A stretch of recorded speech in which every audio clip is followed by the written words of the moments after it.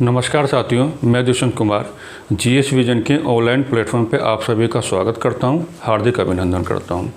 लगभग 4 महीने के एक लंबे समय अंतराल के बाद ये जीएस विजन के ऑनलाइन प्लेटफॉर्म पर मेरा आप लोगों के साथ फर्स्ट इंटरेक्शन होगा। इसके पीछे का जो मेन रीज़न है वो ये है कि लॉकडाउन के दौरान जो भी रेस्ट्रिक्शंस लगाई गई उन्हीं के रहते मैं देहरादून में अवेलेबल नहीं था और पिछले 4 महीने से मैंने अपना जो समय व्यतीत किया अपने माता पिता के साथ अपना समय व्यतीत किया। फाइनली जीएस विजन के डायरेक्टर अरविंदर सिंह के कंप्लीट कोऑपरेशन के बाद मैं अपने गांव से यहाँ देहरादून आया और फाइनली मैं आज आप लोगों के बीच में हूँ। सो गाइस, जैसे कि मैंने अभी आपको बताया कि जीएस विजन के ऑनलाइन प्लेटफॉर्म पे ये मेरा फर्स्ट इंट्रोडक्शन होगा और इसमें जो भी मैं बातें करूँगा वो आज मैं अपनी ओर से कोई बातें नहीं कहूँगा, ठीक है। मुझे आप लोगों की क्वेरीज को उठाना है, लेकिन उस सबसे पहले मैं जीएस विजन के समस्त परिवार की ओर से उन सभी लोगों के लिए श्रद्धांजलि अर्पित करना चाहूँगा जिन लोगों ने कोरोना क्राइसिस के चलते अपनी जान गंवाई है, और उन सभी लोगों का ईश्वर से जल्द ये कामना करना चाहूँगा कि वो जल्द से जल्द ठीक हो जाएं कि जो लोग कोरोना संक्रमण के कहीं ना कहीं शिकार हो चुके हैं। और मैं जीएस विजन के समस्त परिवार की ओर से उन सभी लोगों को एक सैल्यूट करता हूँ जो लोग कोरोना के इस काल में फ्रंटलाइन कोरोना वॉरियर्स के रूप में हमारे चारों ओर एक सुरक्षात्मक लेयर बनाए हुए हैं। सो गाइस, जैसा मैंने अभी आपको बताया कि ये जो हम लोगों का फर्स्ट इंट्रोडक्शन होगा इसमें मैं आप लोगों के साथ क्या डिस्कस करने जा रहा हूँ। असल में हुआ ये कि 4 महीने का जो समय मैंने अपने घर में व्यतीत किया, 4 महीने के उस समय में बहुत सारे बच्चों ने मुझे फ़ोन कॉल्स किए, बहुत सारे बच्चों के साथ मेरा एक प्रॉपर इंटरेक्शन हुआ और डिफरेंट टाइप के जो क्वेश्चन थे बच्चों ने डिस्कस किए। लेकिन वो जो डिस्कशन बच्चों के साथ मेरा हुआ, अगर मैं उस डिस्कशन को आपके सामने कंक्लूसिव वे में रखूं तो 2 तरह के क्वेश्चन उठ के आते हैं। यानी कि बच्चे कहीं ना कहीं ये जानना चाह रहे थे कि सर, कोरोना क्राइसिस के इस पीरियड में हम लोग अनुशासन आधारित तैयारी को कैसे आगे बढ़ाएं, और दूसरा जो उनका क्वेश्चन रहा वो ये रहा कि सर, इतिहास क्या होता है और इतिहास के अध्ययन के मापदंड क्या होते हैं। तो इन्हीं को आधार बना करके मैं आप लोगों के साथ अपने डिस्कशन को स्टार्ट करने जा रहा हूँ। ओके गाइस, लेकिन आप एक बात ध्यान रखना कि जीएस विजन के इस ऑनलाइन प्लेटफॉर्म से आज मैं आप लोगों के समस्त कुछ घोषणाएं लेकर के आया हूं, कुछ डिक्लेरेशंस लेकर आया हूं, और अच्छी बात यह है कि उन तमाम डिक्लेरेशन में एक प्रॉपर कमिटमेंट भी है। तो आप वीडियो को अंत तक देखें और जहां तक पॉसिबल हो सके वीडियो को लाइक करें, शेयर करें, क्योंकि अंत में मैं जो आप लोगों के साथ कहने जा रहा हूँ वो जो डिस्कशन आप लोगों का होगा, जो डिक्लेरेशन जो मैं आप लोगों के समक्ष करने जा रहा हूँ वो ये हैं कि आपकी तैयारी के बारे में जो भी आपकी दुविधाएं हैं वो दुविधाएं आने वाले समय में अपने आप ही सॉर्ट आउट होने जा रहे हैं।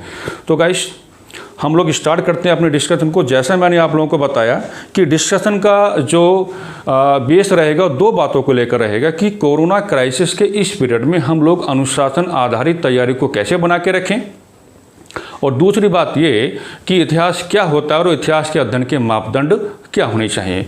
तो गाइस, ज़रा come to the board.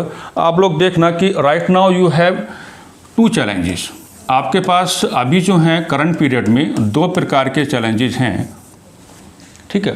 First is current covid period and second is post COVID-19 period. Guys, actual में है क्या कि आप लोग अगर इन दोनों पीरियड के बारे में डिस्कशन करोगे, यानी कि जो करंट कोविड-19 पीरियड आप लोगों का है या आप लोगों का एक आपको मिलेगा पोस्ट कोविड-19 पीरियड, ये दोनों ही पीरियड जो हैं आप लोगों की एजुकेशन को, आप लोगों के एजुकेशन सिस्टम को, आप लोगों की जो प्रिपरेशन है उसको कहीं ना कहीं प्रभावित करने वाले हैं। जैसे कि आप सब लोग जानते हैं कि वर्तमान में जो कोरोना संक्रमण का काल चल रहा है उसने हमारी शिक्षा व्यवस्था को प्रत्यक्ष तौर पर प्रभावित किया है, और लगभग आप देख रहे हैं कि अगर हम बात करें कि 13 मार्च 2020 से लेकर के अब तक ऑफलाइन क्लासेस का चलना पॉसिबल नहीं हो पाया है। तो इसमें क्वेरीज तो उठना एकदम बिल्कुल लाजमी है कि कोरोना संक्रमण के इस काल में हम लोग अपने तैयारी को कैसे आगे बढ़ाएं। बहुत बड़ी दुविधा भी है बच्चों के मन में, और मेरे बहुत बच्चों से इस पे डिस्कशन हुआ, और डिस्कशन के बाद मुझे यही एक कंक्लूसिव वे में जो मुझे समझ में आया वो ये है कि बच्चे बहुत दुविधा में हैं। बच्चे एक व्यापक पैमाने पर नकारात्मक भी हो गए हैं अपनी तैयारी को लेकर के, अपने एग्जामिनेशन को लेकर के। तो बहुत ये जो क्वेश्चन उठना है एकदम लाजमी है, एक जेन्युइन क्वेश्चन है। लेकिन मैं यहाँ आपको समझाना चाह रहा हूँ कि आपके पास दो टाइप के चैलेंजेस हैं।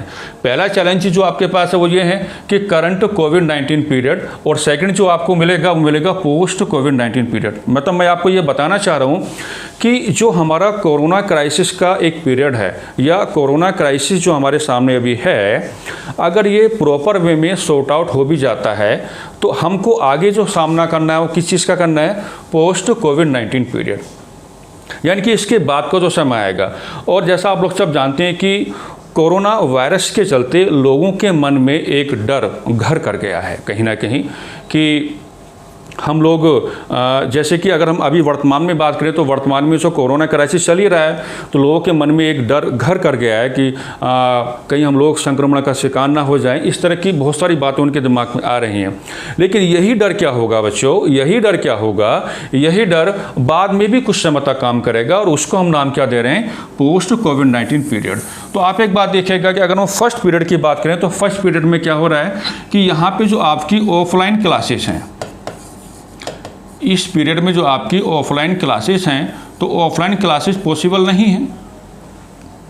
लेकिन अगर हम बात करें कि पोस्ट कोविड-19 पीरियड की, अगर इसमें मैं आपसे ये कह दूं कि ऑफलाइन क्लासेस यहाँ पे पॉसिबल होंगी, लेकिन ऑफलाइन क्लासेस यहाँ पे पॉसिबल जो होंगी उसकी कंडीशंस क्या होंगी बच्चों, होगा क्या कि अगर मान लीजिए हम पोस्ट कोविड-19 पीरियड की ओर मूव करते हैं तो बहुत जल्दी ये पॉसिबल नहीं हो पाएगा कि क्लासेस में एक प्रॉपर स्ट्रेंथ हमें मिले, है ना। तो क्लासेस भी कहीं ना कहीं डिस्टर्ब रहेंगी। तो कहीं ना कहीं मैं आपको ये समझाना चाह रहा हूँ कि जो आपकी फर्स्ट क्वेरी है कि जो होल कोविड-19 क्राइसिस आपके समक्ष है, इसमें आप लोग अनुशासन आधारित तैयारी को कैसे आगे बढ़ाएं। अब मैं यहाँ से बात करना चाह रहा हूँ कि आप लोगों के पास जो फ़िलहाल ऑप्शन है वो ये है कि आप एक बात देखें, एक बात मैं आप लोग से कर लेता हूं जो बहुत ज़रूरी है, जिसको समझना बहुत ज़रूरी है। एक्चुअल में क्या होता है कि दो चीज़ें आप लोग देखिए कि हम लोगों की जो प्रिपरेशन होती है, हम लोगों की जो प्रिपरेशन होती है, मेरी इस बात को कभी भूलना नहीं आप लोग। अगर आप लोग इस बात को अपने माइंड में हमेशा इनकलकेट करके रखोगे तो आप लोग कभी दुविधा में नहीं फंसोगे। हमारी जो प्रिपरेशन होती है उसका जो बिहेवियर है, यानी कि उसका जो क्या है व्यवहार है, वह व्यवहार कैसा है, वो व्यवहार कैसा है, इस व्यवहार को हमें समझना है, ठीक है। और मैं एक बहुत अच्छी चीज़ यहाँ पे आपके समक्ष लिंक करने जा रहा हूँ, जिसको आप कभी अगर अपने माइंड में हमेशा इनकलकेट करके रखेंगे तो आपके लिए ये होगा कि आपकी तैयारी का जो सफ़र है अपने आप ही कहने की आसान बन जाएगा। तो बहुत अच्छे से इस बात को समझना कि आखिर हमारी तैयारी का व्यवहार कैसा होता है, ये आपको समझना पड़ेगा।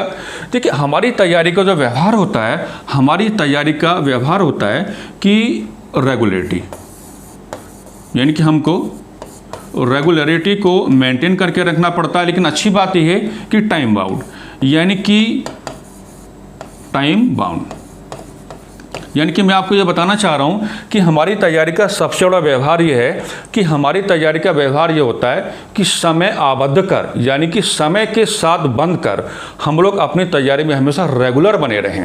लेकिन आप लोग क्या देख रहे हैं कि कोविड-19 क्राइसिस के रहते आपकी तैयारी को क्या हुआ, एक प्रॉपर गैप भी आ रहा है और कहीं ना कहीं आपकी तैयारी बाधित हुई है क्योंकि आप लोगों की क्लासेस नहीं चल पा रही हैं।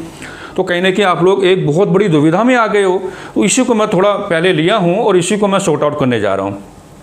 तो बच्चों हमेशा ध्यान रखना, इस बात को आपको कभी नहीं भूलना है कि हमारी जो तैयारी होती है, हमारी जो प्रिपरेशन होती है वो क्या होती है, वो समय आबद्ध कर, है नी, यानी कि समय आबद्ध कर, यानी कि टाइम बाउंड एक रेगुलरिटी की डिमांड करती है। आप लोग सब जानते हैं कि हमारी प्रिपरेशन में आप एक बात देखिएगा, आप इसको ऐसे समझिएगा कि मान लीजिए सपोज दैट मैंने आपके सामने एग्जाम्पल लिया कि आपके पास क्या होता है, हम लोग ये ले लेते हैं कि एक साल में आपके पास 365 दिन होते हैं। और अगर आप ये बात करें कि 365 दिन में आप लोग रेगुलर मोड में अगर प्रतिदिन मान लीजिए 4 घंटे भी पढ़ाई करते हैं, है ना। तो आप एक बात देखिएगा कि 4 घंटे को जब आप 365 से मल्टीप्लाई करोगे तो आपको एक बहुत बड़ा नंबर मिलेगा। मतलब ये है कि ऐसा नहीं है जैसे लोग कहते हैं, वो बात अलग है, सब लोगों का अपना एक कैपेबिलिटी अलग अलग होती है कि मैंने यूपीएससी के लिए 16 घंटे पढ़ाई की है, मैंने यूपीएससी के लिए 14 घंटे पढ़ाई की, वो एक अलग मैटर होता है। लेकिन मैं आपको यह बताना चाह रहा हूँ कि अगर आप ड्यूरेशन में कम भी हो, अगर आप घंटों में कम पढ़ते हो, लेकिन अगर उसमें रेगुलेरिटी है तो क्या होगा, वो क्या होगा, प्रोडक्टिव ज़्यादा बनेगा। और आप लोग किसी भी यूपीएससी स्टेट पीसीएस के टॉपर को जब आप सुनोगे तो वो आपसे यही कहेगा कि आपकी स्टडी क्या होनी चाहिए, प्रोडक्टिव होनी चाहिए। ऐसा नहीं है कि मान लीजिए आपने 5 घंटे पढ़ाई की और 5 घंटे पढ़ाई के माध्यम से जो आपने इनपुट दिया उसका कोई आउटपुट निकला ही नहीं है, तो नल और वाइड हो जाता है, उसका कोई मतलब नहीं रहता है बिल्कुल भी। तो ठीक है, तो इस बात को ध्यान रखना कि जो मैंने आपको ये बताया कि अगर आप साल में तो 365 दिन होते हैं और प्रत्येक दिन आप 4 घंटे भी पढ़ते हैं, तो इसको जब मल्टीप्लाई करोगे तो आपको नंबर मिलेगा, एक बड़ा नंबर आपको मिलेगा। मतलब ये है कि अगर आप अपनी तैयारी में समय को ध्यान में रखते हुए, यानी कि टाइम बाउंड जो आपकी रेगुलेरिटी है, अगर आप उसको मेंटेन करके चलोगे तो आपकी तैयारी का मजा ही अलग हो जाता है। लेकिन क्वेश्चन क्या है, अब क्वेश्चन ये है, मैं बार बार इस बात को रिपीट कर रहा हूं कि कोविड-19 क्राइसिस के रहते आपकी तैयारी तो बाधित हो गई है, क्योंकि क्लासेस तो आपके पास अवेलेबल नहीं है। हाँ, वो बात अलग है कि कुछ लोग सेल्फ स्टडी करने के लिए बहुत ज़्यादा कैपेबल होते हैं, तो बच्चे थोड़ा अलग हो जाते हैं, उनके बारे में मैं तो कभी अलग से एक सेशन में आपको ले लूँगा। ठीक है, तो असल में हमें यहाँ जानना क्या था, हमें ये जानना था कि मैं आपको ये बता देता हूँ जिस बात को आपको हमेशा दिमाग में रखना है कि हमारी जो तैयारी है उसका जो व्यवहार होता है वो बिल्कुल ऐसा ही होता है जैसे कि आपका होम्योपैथिक मेडिसिन का होता है। क्योंकि होम्योपैथिक मेडिसिन में जैसे आप लोग जानते हैं कि इंस्टेंट रिलीफ के लिए दी नहीं जाती है, लेकिन होम्योपैथिक मेडिसिन में क्या होता है कि आपको एक दिन के हिसाब से प्रॉपर टाइम बताए जाते हैं, और अगर आप उस टाइम को ध्यान में रखते हुए मेडिसिन को इनटेक करते हो तो आपके लिए क्या होगा, रिजल्ट हमेशा क्या रहेगा, पॉजिटिव रहेगा। तो मतलब आप लोग इस बात को दिमाग में रखना, समझना आपको ये है कि मैं आपको यहाँ पे ये बताना चाह रहा हूँ कि आप लोगों की तैयारी का व्यवहार बिल्कुल वैसा ही है जैसा कि होम्योपैथिक मेडिसिन का है। क्योंकि अगर इसके पॉजिटिव रिजल्ट आपको लेने हैं तो यहाँ पे भी आपको क्या होगा, टाइम बाउंड पोजीशन में आपको चलना पड़ेगा, रेगुलर मोड में आपको चलना पड़ेगा, और तैयारी में भी यही होता है कि टाइम बाउंड जो रेगुलरिटी आपको मेंटेन करके चलना पड़ता है। तो यही जो पहला क्वेश्चन बच्चों का था तो मैंने यहाँ पे आपके सामने उठा दिया है कि एक्चुअल में आप लोगों की प्रॉब्लम क्या है कि आप लोगों की तैयारी एक बड़े स्तर पर, व्यापक स्तर पर, व्यापक फलक पर क्या हुई है, बाधित हुई है। तो right now what you have to sort out all these problems, मतलब आपके पास अभी क्या है, क्या प्रॉब्लम्स आपके पास अभी हैं जिनके माध्यम से आप इनको सॉर्ट आउट कर सकते हो। तो मैंने आप लोगों को बताया, मैं इसको डिस्कस कर लेता हूँ कि एक्चुअली में आपके पास 2 ऑप्शंस हैं। यू हैव 2 ऑप्शन हियर, आपके पास क्या है, 2 प्रकार के ऑप्शन आपके पास हैं। या तो आप सेल्फ स्टडी के मोड में चले जाओ, या तो आप लोग सेल्फ स्टडी की मोड में चले जाओ।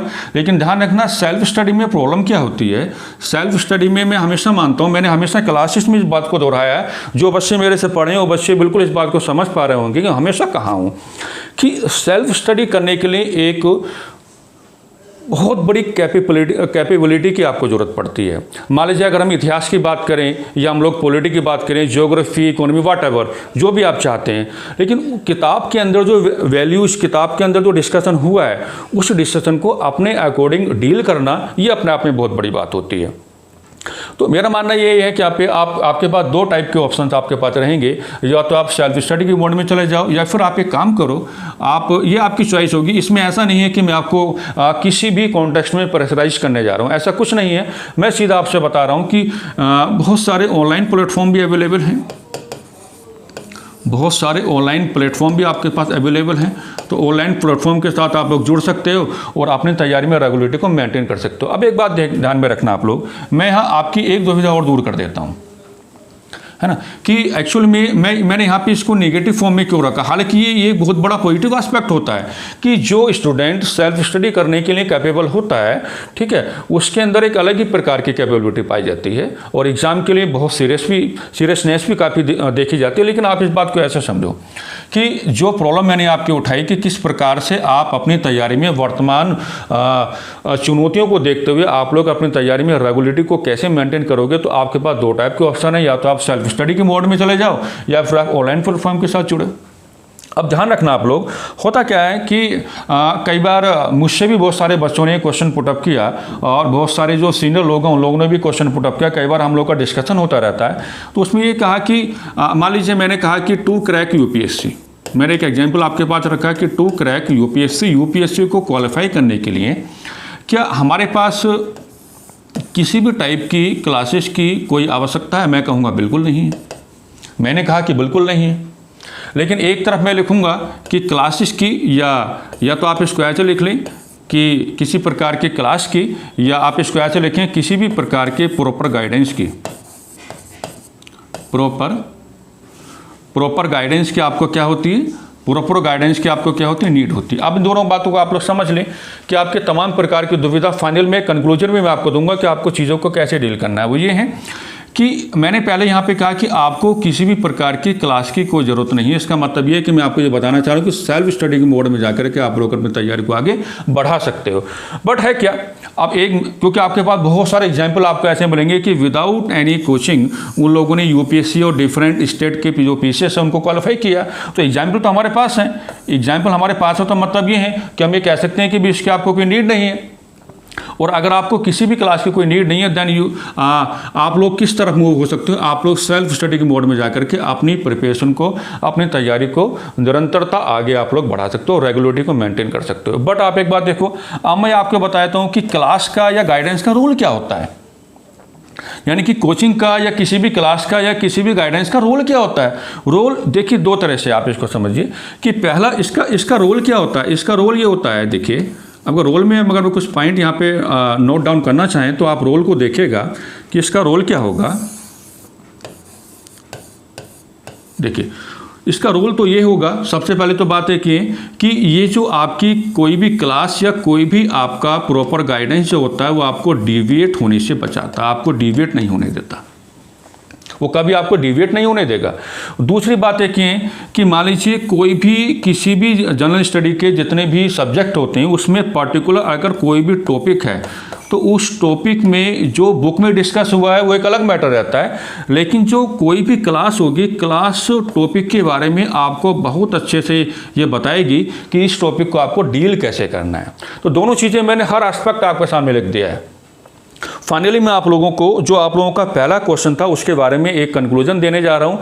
कंक्लूजन मेरी ओर से ये है कि देखिए ऐसा है कि ये बात किसी से छुपी नहीं है और ये बात एकदम बिल्कुल जग जाहिर है कि वर्तमान समय में कोरोना संक्रमण के माध्यम से जो चुनौतियां हमारे समक्ष आई हैं उनमें हमारा जो एजुकेशन सिस्टम है, जो हमारी शिक्षा व्यवस्था बहुत व्यापक फलक पर प्रभावित हुई है। और क्योंकि हम अपनी बात यहाँ पे कर रहे हैं तो इसलिए मैं अपनी जो हम लोगों का एजुकेशन सिस्टम में जहाँ हम लोग ठहरते हैं हम लोग उसकी बात करेंगे। इससे हुआ क्या कि ऑफलाइन क्लासेस बाधित हुई, जो बच्चे हमारे पास ऑफलाइन क्लासेस में पढ़ने आ रहे थे उनकी तैयारी बाधित हुई। तो बच्चों ने यही पिछले 4 महीने में बहुत सारे बच्चों ने क्वेश्चन पुटअप किए कि सर हम बड़ी दुविधा में, हम बड़ी परेशानी में, तो आप ये बताइए कि हम लोग अपनी तैयारी को आगे कैसे बढ़ाएं। और तैयारी में क्या मैंने बताया कि अनुशासन आधारित तैयारी कैसे आगे बढ़े, क्योंकि आप एक बात देख रहे हैं कि जब कोई प्रॉपर गैप आपकी तैयारी में आ जाता है तो रीस्टार्ट करने में आपको और भी आपका फलक की आवश्यकता पड़ती है, आपको और भी ज़्यादा एक्स्ट्रा एफर्ट आपको लगाने पड़ते हैं। ठीक है, तो आपको रीस्टार्ट ना करना पड़े, यानी कि आप लोगों की जो प्रिपरेशन है, जो आपकी तैयारी है वो रेगुलर मोड में आगे बढ़ती रहे। भले ही उसकी जो स्पीड हो थोड़ी स्लो हो, एक अलग मैटर है, लेकिन रेगुलर मोड में आपको आगे बढ़ने की आवश्यकता है। तो इसके लिए मैंने आपको ऑप्शन दिए कि यू हैव 2 ऑप्शन हियर, आपके पास 2 प्रकार के ऑप्शन है, या तो आप सेल्फ स्टडी के मोड में चले जाओ या फिर आपको जो भी कोई ऑनलाइन प्लेटफॉर्म अच्छा लगता है आप उसके साथ जुड़ने की कोशिश करो। ठीक है, ताकि आपकी तैयारी में रेगुलरिटी बनी रहे। दूसरी बात एक ये कि मैंने आपको ये बताया कि देखिए अगर आप किसी भी एग्ज़ाम को, मैंने एग्ज़ाम का नाम यहाँ पे क्या लिखा, यूपीएससी, अगर आप किसी भी एग्ज़ाम को क्वालिफाई करना चाहते हो तो आप एक बात देखो कि इसमें मैंने बताया कि अगर आपको मान लीजिए मैंने कहा कि अगर क्वेश्चन ये पुटअप हुआ कि क्या यूपीएससी को क्वालिफाई करने के लिए आपको किसी कोचिंग या किसी क्लास की आपको कोई आवश्यकता है, तो मैं कहूँगा, मैंने कहा कि भी नहीं है। अगर मैंने कहा कि किसी क्लास की आपको आवश्यकता नहीं तो आप सेल्फ स्टडी के मोड में जा सकते हो, कोई दिक्कत नहीं है, आप इससे भी किसी भी एग्ज़ाम को क्वालिफाई कर सकते हो। बट मैंने साथ ही साथ आपको ये बताया कि किसी भी क्लास का या किसी भी प्रकार के प्रॉपर गाइडेंस का मेन रोल क्या होता है। गाइडेंस का मेन रोल ये होता है बच्चों कि वो आपको कोई भी प्रॉपर कोई क्लास हो या कोई भी आपके पास कोई प्रॉपर गाइडेंस हो, तो पहली बात तो ये है कि आपको डिविएट होने से बचाता है। और दूसरी बात है कि वो पर्टिकुलर किसी भी सब्जेक्ट का पर्टिकुलर अगर आपके पास कोई भी टॉपिक है तो उस टॉपिक के बारे में इन ए वेरी कंसाइज वे और इन ए वेरी पॉजिटिव वे आपको ये बताने की कोशिश करता है जो टीचर होता है या कोई क्लास होती है कि भाई इस टॉपिक को आपको डील कैसे करना है। तो मुझे उम्मीद है कि आप लोगों ने इस चीज़ को बहुत अच्छे से समझा होगा। और ऐसा नहीं है कि आप लोग, देखिए मैं हमेशा कहा हूँ कि खाली ये मन में बैठाने से कि मुझे किसी एग्ज़ाम की तैयारी करनी है, उससे एग्ज़ाम कोई क्वालिफाई होता नहीं। आप लोग सबसे पहले एग्ज़ाम का नेचर भी आपको समझना होता है, एग्ज़ाम की डिमांड क्या है वो भी आपको समझना होता है। वो एक अलग बात है, उसको हम किसी और वीडियो के माध्यम से आपको बताएंगे। लेकिन मैं यहाँ पे आपको ये बताना चाह रहा था कि जो फर्स्ट क्वेश्चन आप लोगों का था कि वर्तमान समय में जो चुनौतियाँ आपके पास हैं और जिनके माध्यम से कहीं ना कहीं हम लोगों का जो क्लासेस हैं या तैयारी है वो कहीं ना कहीं बाधित हुई है, तो उसका हम सॉर्ट आउट कैसे करेंगे। तो सॉर्ट आउट कैसे करना है वो सारी चीज़ें मैंने आपके साथ में डिस्कस की हैं। और आप लोग जो ऑप्शन मैंने आपको दिए उन ऑप्शन में से आप लोग किसी को भी उठा सकते हो, किसी के माध्यम से आप आगे मूव कर सकते हो, वो आप लोग की चॉइस रहेगी। मुझे जो यहाँ पे कहना था मैंने वो कह दिया है। ओके गाइस, अब नेक्स्ट क्वेश्चन जो आप लोगों को था उसको हम उठाते हैं। नेक्स्ट क्वेश्चन आप एक बात देखेगा कि कोई नया नहीं है। नेक्स्ट क्वेश्चन जो बच्चों ने मेरे समक्ष उठाया इन 4 महीनों में विभिन्न प्रकार की फ़ोन कॉल्स के माध्यम से, तो ये प्रश्न कोई नया नहीं है, ये बहुत पहले से उठता आ रहा है। ये प्रश्न हमेशा से उठता आ रहा है। बच्चों ने हुआ क्या कि बच्चों ने प्राचीन भारत, मध्यकालीन भारत, आधुनिक भारत के संदर्भ में बहुत सारे क्वेश्चन मेरे साथ डिस्कस किए और उसी में मुझे लगा कि बच्चे कहीं ना कहीं अभी इतिहास को लेकर के उनके मन में, उनके मस्तिष्क में कोई एक बढ़िया समझ विकसित नहीं हुई है। तो इसलिए मैंने इसको टाइटल क्या दिया कि बच्चे कहीं ना कहीं मुझसे ये पूछना चाह रहे थे कि सर इतिहास का मीनिंग क्या होता है, इतिहास का अर्थ क्या होता है, इतिहास हम किसे कहते हैं और इतिहास के अध्ययन के वास्तविक मापदंड क्या होने चाहिए। यानी कि what is the meaning of history या what is the definition of history और in what way we can understand it, यानी कि वो सारे मेथड्स कौन से होंगे जिसके माध्यम से हम लोग इतिहास को समझ सकते हैं। तो आइए देखते हैं कि क्या है, कैसा है। ठीक है, तो सबसे पहले मैं एक हेडिंग आपके पास यहाँ पे बना देता हूँ और हेडिंग का नाम मैंने लिखा है कि मीनिंग या डेफिनेशन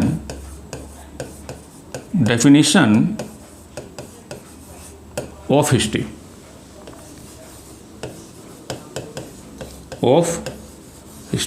अब हुआ ये, देखिए इसमें क्या है कि आप लोग भली बात इस बात से परिचित हैं कि पिछले 6 सालों से विशेषकर उत्तराखंड के देहरादून शहर में मैं भारतीय इतिहास और भारतीय राज्य व्यवस्था के परिप्रेक्ष्य में अध्यापन से जुड़ा रहा हूँ। और इन 6 सालों में बहुत सारे बैचेस पढ़ाए, बहुत सारे बच्चे पढ़ाए और ना जाने इतिहास कितनी बार पढ़ाया। और इतिहास को पढ़ाने का जो सौभाग्य मुझे मिला वो या तो प्रीकम मेंस के मोड में मिला या प्रॉपर मेंस के मोड में मिला। तो इसलिए मैं अपनी थोड़ी अलग बातें करूंगा, इसलिए मैंने थोड़ा आपको हेडिंग बना दिया है कि meaning and definition of history. अब होता क्या है, कई बार बच्चों से मैंने कक्षाओं में इस बात को पूछा कि भाई आप ये बताओ कि आप इतिहास आपके शब्दों में क्या है ना। जैसे मान लीजिए कोई लेक्चर चल रहा है तो लेक्चर के दौरान मैंने कई बार ये क्वेश्चन पुटअप किया कि आपके शब्दों में इतिहास क्या है, यानी in your words what is the meaning of history या what is the definition of history. तो कई बार ऐसा हुआ कि बच्चों ने कहा कि सर इतिहास कुछ नहीं है, इतिहास कुछ नहीं है, इतिहास नाना प्रकार की कहानियों का एक संग्रह मात्र है। अब ये तो बड़ा अजीब सा आंसर बना। और मैंने हर बार इस बात को कहा भी क्लासों में कि जब तक आप ये मान के चलोगे कि इतिहास कुछ नहीं है, इतिहास नाना प्रकार की कहानियों का एक संग्रह मात्र है, तो जब तक ये आपके माइंड में इनकलकेट रहेगा तब तक आप मेंस ओरिएंटेड जो क्वेश्चन होते हैं, जो खासकर आपको मुख्य परीक्षा में जो चुनौतीपूर्ण सवाल आपको मिलते हैं, उन सवालों को आप लोग कभी भी डील नहीं कर पाओगे। मतलब आप अपने दिमाग पर जोड़ दो कि क्या किसी कहानी के माध्यम से आप लोग यूपीएससी या स्टेट पीसीएस के मुख्य परीक्षा में इतिहास के संदर्भ में जो क्वेश्चन आपसे पुटअप होते हैं, क्या आप उनको सॉर्ट आउट कर सकते हो? मान लीजिए मुझसे पूछा गया कि मान लीजिए मैं ये बात कह रहा हूँ कि अकबर की धार्मिक नीति, कि अकबर की धार्मिक नीति में मैं एक प्रकार की कहानी लिख दूँ और अकबर की धार्मिक नीति को लेकर के अगर मुख्य परीक्षा में कोई क्वेश्चन मुझे आएगा तो मैं सीधी बात ये है कि मैं किसी भी प्रकार की कहानी को लिख करके मुख्य परीक्षा में आने वाले किसी भी सवाल को कंप्लीट वे में सेटिस्फाइड नहीं कर सकता हूँ। ये आपको ध्यान में रखना है। तो पहली बात तो ये कि आपको अपने मन से, अपने मन मस्तिष्क दोनों से आपको इस बात को निकाल के फेंक देना है कि आज से आप ये मान के नहीं चलोगे कि इतिहास कुछ नहीं है, इतिहास नाना प्रकार की कहानियों का एक संग्रह मात्र है। ये बात आपको दिमाग में रखनी है, बिल्कुल भी नहीं रखनी है। फिर इतिहास क्या है? कई बार आपने देखा होगा कि कुछ लोग, ये मैं इसलिए भी बता रहा हूँ आपको कि इंटरव्यू में एक दो बार मुझसे भी क्वेश्चन पुट अप हुआ है, स्पेशली इन यूपी पीसीएस, तो वहाँ पे कई बार ये बताना बड़ा एक चैलेंजिंग हो जाता है कि आप लोग इस चीज़ को कैसे डील करोगे कि अगर आपसे ये पूछा जाए कि भी इतिहास का मीनिंग क्या होता है। ओके, तो आप लोग एक बात देखिएगा कि कई बार इस तरह की बातें भी आती हैं कि इतिहास सोशल साइंस की एक ऐसी ब्रांच है जो पास्ट में जो घटनाएं घटित हुई हैं उनका हमें अध्ययन कराता है। कई बार कुछ लोग आपको ये कहते हुए भी मिलेंगे कि इतिहास सामाजिक विज्ञान की एक ऐसी शाखा है जो भूतकाल में घटित होने वाली घटनाओं का अध्ययन कराती है। चलिए ये ठीक है, इसको हम मान लेते हैं, लेकिन आपको इसको लेकर नहीं चलना है कि इतिहास और कुछ नहीं है, इतिहास नाना प्रकार की या विभिन्न प्रकार की कहानियों का एक संग्रह मात्र है। ठीक है, लेकिन आप एक बात देखिएगा कि जो बच्चे इन 6 सालों में मेरे से पढ़े हैं उन लोगों को अच्छी तरह ये ज्ञात होगा कि मैं कभी भी कक्षा में, चाहे वो लोकतंत्र की परिभाषा हो, चाहे वो इतिहास की परिभाषा हो, ठीक है, चाहे वो संविधान की परिभाषा हो, चाहे वो संविधान सभा की परिभाषा हो, मैं किताबी परिभाषा के आधार पर आपके साथ कभी डिस्कस नहीं किया हूँ। मैंने हमेशा आपसे कहा है कि किसी भी शब्दावली के संदर्भ में जो आपकी परिभाषा हो वो आपकी अपनी हो, क्योंकि आपका जो अपना है वही आपको परीक्षा में लेके जाएगा, वही आपको परीक्षा में सफलता दिलाएगा। तो इसलिए मैं यहाँ पे कुछ अलग बातें आपसे करने जा रहा हूँ कि मैंने लिखा है बोर्ड पे कि जो सेकंड क्वेश्चन आप लोगों का था उसको मैं यहाँ पे शॉर्ट आउट करने जा रहा हूँ कि सर इतिहास क्या है और इतिहास के अध्ययन के वास्तविक मापदंड क्या होने चाहिए। और विश्वास करना, अगर आपने इस वीडियो को बहुत अच्छे से देखा और जो बातें मैं आपसे करने जा रहा हूँ उन बातों को आपने बहुत अच्छे से अगर डील किया तो आज से इतिहास के संदर्भ में आपका जो पर्सपेक्टिव है, जो दृष्टिकोण है, वो एकदम चेंज हो जाएगा। तो बने रहें वीडियो के अंत तक और जो मैं आपसे समझाना चाह रहा हूँ उन तमाम बातों का आप लोग ध्यान में रखें। ओके, तो मैं देखिए है क्या कि अगर आपसे कोई ये पूछे कि what is the meaning and what is the definition of history, तो आप क्या लिखेंगे? आप लिखेंगे, देखिए हिस्ट्री क्या है। History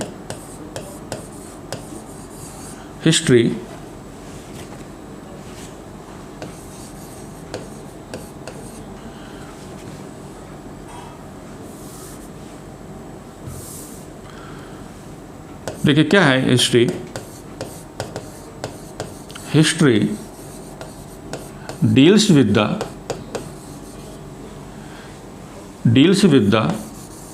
systematic study of historical events। systematic study of historical events मतलब मैं आपको ये बताना चाह रहा हूँ कि इतिहास के संदर्भ में जो एक वैज्ञानिक परिभाषा हो सकती है और ये जो डेफिनेशन होगी हर जगह एक्सेप्टेबल होगी। आप लोग इससे चाहे इंटरव्यू में कोई क्वेश्चन पुट अप किए या आप लोगों का जो डेली लाइफ का रूटीन होता है उसमें भी अगर कहीं भी आपको ये क्वेश्चन आपके सामने आ जाए कि भाई इतिहास से आप क्या समझते हो, तो वहाँ पर आप बताएंगे कि history deals with the systematic study of, मैंने एक वर्ड क्या यूज़ किया कि सिस्टमैटिक स्टडी ऑफ, एक तो आपको इसको ध्यान में रखना है, और हिस्टोरिकल इवेंट्स, यानी कि history deals with the systematic study of historical events. Okay guys, तो आप लोग इस चीज़ को देखें। इसको मैं हिंदी में एक बार लिख देता हूँ कि इतिहास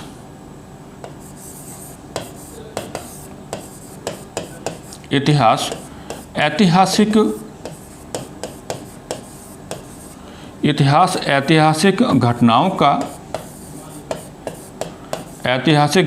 का क्रमबद्ध, इतिहास ऐतिहासिक घटनाओं का क्रमबद्ध अध्ययन कराता है। अगर आप लोग इस परिभाषा के अकॉर्डिंग कभी भी मूव करेंगे या कभी भी किसी भी डिस्कशन का पार्ट बनेंगे तो मुझे उम्मीद है कि आप लोगों को रिकॉग्नाइज किया जाएगा और सामने वाले लोग भली बात ये समझ जाएंगे कि पर्टिकुलर इस व्यक्ति को इतिहास के संदर्भ में एक अच्छी समझ है। तो यहाँ पे इन चीज़ों को हम लोग देखते हैं गाइज कि मैंने इंग्लिश और हिंदी दोनों में लिख दिया है आपके सामने कि अगर आज से आप इस वीडियो को देखने के बाद, ठीक है, अगर आपसे कोई ये क्वेश्चन पुट अप करता है कि भी what is the meaning and what is the definition of history, तो आप दो तरह की बातें करेंगे। इंग्लिश में आपको क्या बोलना है कि history deals with the systematic study of historical events, और हिंदी में आप क्या कहेंगे कि इतिहास ऐतिहासिक घटनाओं का क्रमबद्ध अध्ययन कराता है। ये दो बातें मैंने आपको लिख दी हैं कि इनको आप लोग कैसे लेके चलेंगे। ओके गाइस, अब देखें आप लोग, अब यहाँ पे मेन क्वेश्चन यहाँ पे क्या पुट अप हुआ, देखिए यहाँ पे क्या हमको डिस्कस करना है कि हिस्टोरिकल इवेंट्स आप लोग किसको कहते हैं। आप लोग हिस्टोरिकल इवेंट्स आप लोग किसको कहते हैं। हिस्टोरिकल इवेंट्स यानी कि ऐतिहासिक घटनाएं आप किसे कहेंगे। ऐतिहासिक घटनाएं आप किसे कहेंगे, क्योंकि मैंने डेफिनेशन में आपको यही बताया कि history deals with the systematic study of historical events, क्योंकि आप लोगों की क्वेरीज थी और मुझे मेरा बिल्कुल घर से जब मैं चला था तो मेरे माइंड में ये बात थी कि मुझे अपने फर्स्ट लेक्चर में बच्चों को ये बताना है कि इतिहास के अध्ययन के संदर्भ में उन्हें जितनी भी प्रकार की दुविधाओं का सामना करना पड़ता है उस तमाम प्रकार की दुविधाएं दूर हो जाएं। और आने वाले जो लेक्चर्स होंगे वो भी मैं वीडियो के लास्ट में आप लोगों को बताऊंगा कि उसमें किस तरीके से मैं आप लोगों के समक्ष या आप लोगों के साथ इंटरेक्शन करने जा रहा हूँ। बहुत ही लाजवाब इंटरेक्शन होगा और आप विश्वास मानिए कि खासकर यूपीएससी और स्टेट पीसीएस की जो मेंस एग्जामिनेशन है उसके संदर्भ में जो भी जिन चुनौतियों का आज तक आपको सामना करना पड़ रहा है इस शहर में, उस तमाम प्रकार की चुनौतियों को मेरा उद्देश्य है कि कंप्लीट वे में मैं रिजोल्व करके जाऊँ, आपके सामने पूरी की पूरी तरह से हल करके जाऊँ। तो यहाँ पे बच्चों हमें ये जानना है कि ऐतिहासिक घटनाओं का यानी कि हिस्टोरिकल इवेंट्स का मतलब क्या होता है। देखिए हिस्टोरिकल इवेंट्स पहले मैं इंग्लिश में लिख देता हूँ। हिस्टोरिकल इवेंट्स का मतलब क्या होता है, इनकी सच events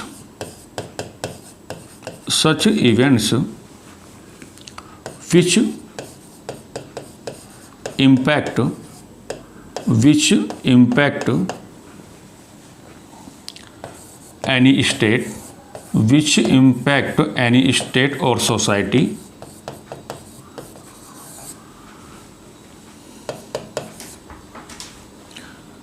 in a larger way।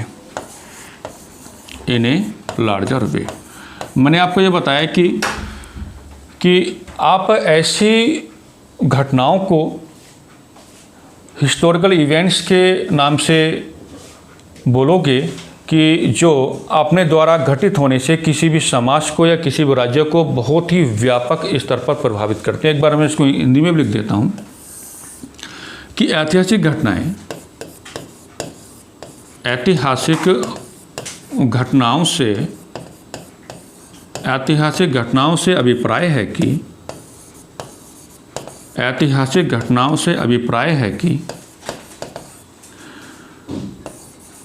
जो घटनाएं किसी भी राज्य या समाज को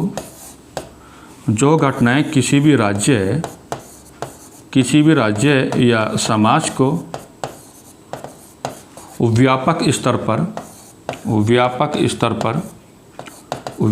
स्तर पर प्रभावित करें।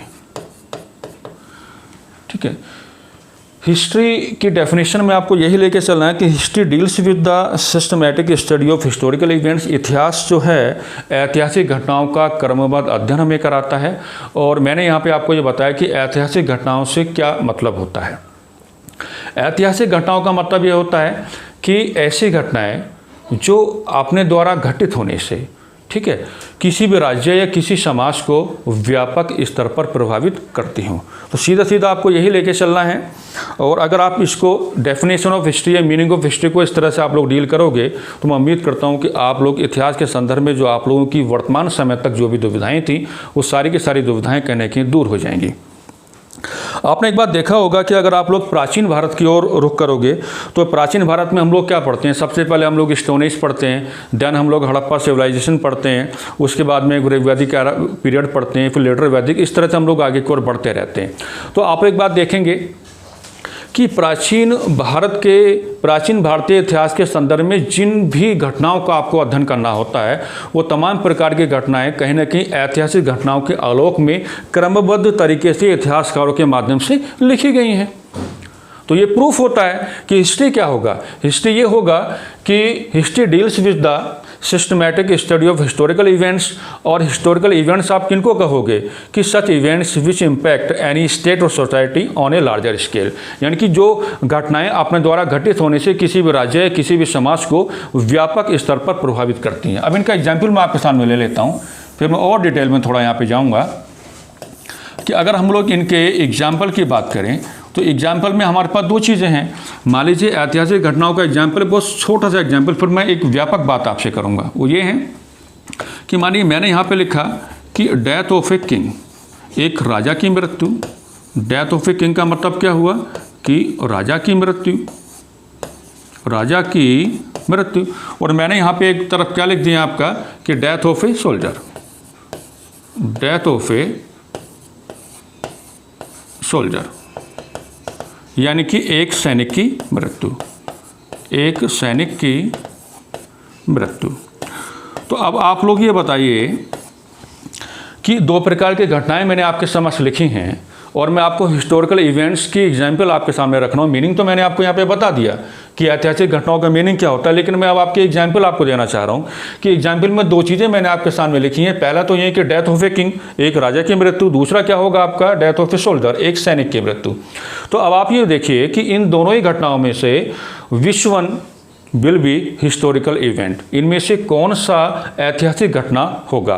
तो आप एक बात देखिए कि अगर हम डेथ ऑफ ए किंग को लेकर चलें कि अगर किसी भी इतिहास के किसी भी कालखंड के परिप्रेक्ष्य में राजा की अगर मृत्यु को आप लेके चलेंगे कि जब किसी राजा की मृत्यु होती है तो उससे क्या होता है, उससे पूरा का पूरा उस समय का जो आपका पॉलिटिकल स्फीयर होता है, उस समय का जो आपका पूरे का पूरा पॉलिटिकल स्फीयर है, वो पॉलिटिकल स्फीयर ही क्या हो जाता है, प्रभावित हो जाता है। बहुत सारे सिस्टम क्या होते हैं, प्रभावित होते हैं। लेकिन अगर हम मान के चलें कि डेथ ऑफ ए सोल्जर, तो डेथ ऑफ ए सोल्जर से क्या होगा, पर्टिकुलर एक फैमिली प्रभावित होगी, जिस फैमिली से वो क्या हो रहा है, सोल्जर बिलोंग करता है। तो एकदम क्लियर है कि एग्जाम्पल के माध्यम से मैंने आपको बताया कि इन दोनों घटनाओं में से आप कौन सी घटना को हिस्टोरिकल इवेंट के रूप में लेके चलोगे। तो हिस्टोरिकल इवेंट के रूप में आपको किसको लेके चलना है कि एक ऐसी घटना हो कि जो अपने द्वारा घटित होने से पर्टिकुलर एक टाइम पीरियड में किसी भी स्टेट को या किसी भी समाज को व्यापक स्तर पर प्रभावित करती हो। तो आई होप कि आप लोगों की समझ में ये डेफिनेशन यहाँ तक आई होगी। मैं एक बार रिकॉल कर देता हूँ कि इतिहास आपको ये लेके नहीं चलना है कि इतिहास नाना प्रकार के कहानियों का एक संग्रह मात्र है, ये गलती होगी। क्योंकि मैंने आपको बताया कि अगर आप ऐसा लेके चलोगे तो खासकर मुख्य परीक्षा में आपको नाना प्रकार की चुनौतियों का सामना करना पड़ेगा। आगे मैं और भी बड़ी बड़ी बातें आपसे करूंगा इस संदर्भ में। मैंने आपको ये बताया कि आप ये कह सकते हो कि इतिहास सोशल साइंस की एक ऐसी ब्रांच है जो पास्ट में जो घटनाएँ घटित हुई हैं उनके बारे में हमें एक प्रॉपर स्टडी कराती है, आप ऐसा कह सकते हो। लेकिन बहुत ही वैज्ञानिक परिभाषा क्या बनेगी, वैज्ञानिक परिभाषा जो हर जगह क्या होगी, एक्सेप्टेबल होगी, वो ये होगी कि history deals with the systematic study of historical events. इतिहास ऐतिहासिक घटनाओं का क्रमबद्ध अध्ययन कराता है। ऐतिहासिक घटनाएं क्या होती हैं कि वो घटनाएं जो अपने द्वारा घटित होने से पर्टिकुलर एक टाइम पीरियड में किसी भी स्टेट को या किसी भी सोसाइटी को व्यापक स्तर पर प्रभावित करने वाली हो। इसका एग्जाम्पल मैं आपके सामने लेके क्या आया, एग्जाम्पल ये है कि अगर हम आप लेके चलेंगे डेथ ऑफ ए किंग या डेथ ऑफ ए सोल्जर, तो इन दोनों में हिस्टोरिकल इवेंट क्या होगा, आप लोग देखिए कि इनके रिजल्ट क्या हैं, ऑटोमेटिक आपके दिमाग में बात इनकलकेट हो जाएगा।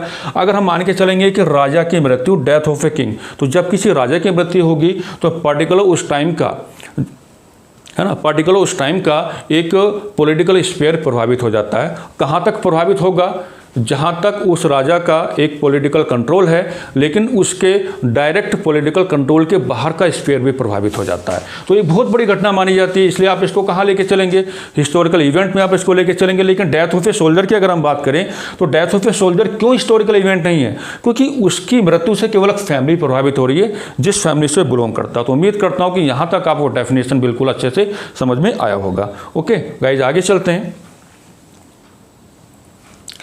आगे देखिए ये है कि मान लीजिए अगर मैं और भी एग्जाम्पल आपके सामने लेके आऊँ कि हिस्टोरिकल इवेंट के और भी अगर हम एग्जाम्पल लेके आएँ कि हिस्टोरिकल इवेंट्स के अगर हम लोग मैनी एग्जाम्पल्स की हम लोग बात करें तो क्या होंगे, मान लीजिए आप इसको कैसे समझ सकते हैं। और भी बहुत सारी बातें हैं, खाली वही नहीं, वो तो एक बहुत ही सिंपल एग्जाम्पल मैंने आपके सामने रख दिया। आप एक बात देखिए कि मान लीजिए आपने कहा कि स्टोन एज, आप इस बात को समझना, आपने कहा कि स्टोन एज, और स्टोन एज के बाद आपने कहा कि भाई हड़प्पा सिविलाइजेशन, हड़प्पा सिविलाइजेशन, और मान लीजिए मैंने लिखा कि ऋग्वैदिक पीरियड, ऋग्वैदिक पीरियड, और मैंने लिखा कि आपके सामने लेटर वैदिक पीरियड, लेटर वैदिक पीरियड। ओके गाइस, कि 4 पीरियड मैंने आपको दिए हैं कि स्टोन एज आपके पास है, एक आपके पास हड़प्पा सिविलाइजेशन है, नेक्स्ट आपके पास क्या है कि ऋग्वैदिक पीरियड, और लास्ट में मैंने आपको क्या दिया है कि लेटर वैदिक पीरियड। अगर मान लीजिए मैं खाली ये जो 4 पीरियड मैंने आपको दिए, इसमें अगर मैं खाली सोसाइटी की बात करूं, अगर मैं खाली सोसाइटी की बात करूं, तो जब आप सोसाइटी को लिंक करेंगे, खासकर एक बात देखेगा आप स्टोन एज के संदर्भ में, अगर मान लीजिए स्टोन एज के संदर्भ में हम लोग समाज की बात करें तो स्टोन एज के संदर्भ में समाज की बात मुझे लगता है कि आप एक बात देखेंगे, आप अगर मान लीजिए आर एस शर्मा पढ़ेंगे और रोमिला थापरा आप पढ़ेंगे तो यहाँ पे सोसाइटी का कोई बहुत बड़ा डिस्कशन आपको मिलेगा नहीं। मैंने जानबूझ के इसको लिख दिया है, कोई यहाँ पे सोसाइटी का कोई बहुत बड़ा डिस्कशन आपको मिलेगा नहीं, क्योंकि ये एक ऐसा फेस है कि जहाँ पे जो मनुष्य आपका है वो पत्थर के उपकरणों के साथ अपना जीवन व्यतीत करता है, और विशेषकर नेचर के माध्यम से जो चैलेंजेस को दिए गए उन चैलेंजेस को सॉर्ट आउट करने के क्रम में उसने अलग अलग प्रकार से पत्थर का यूज़ किया।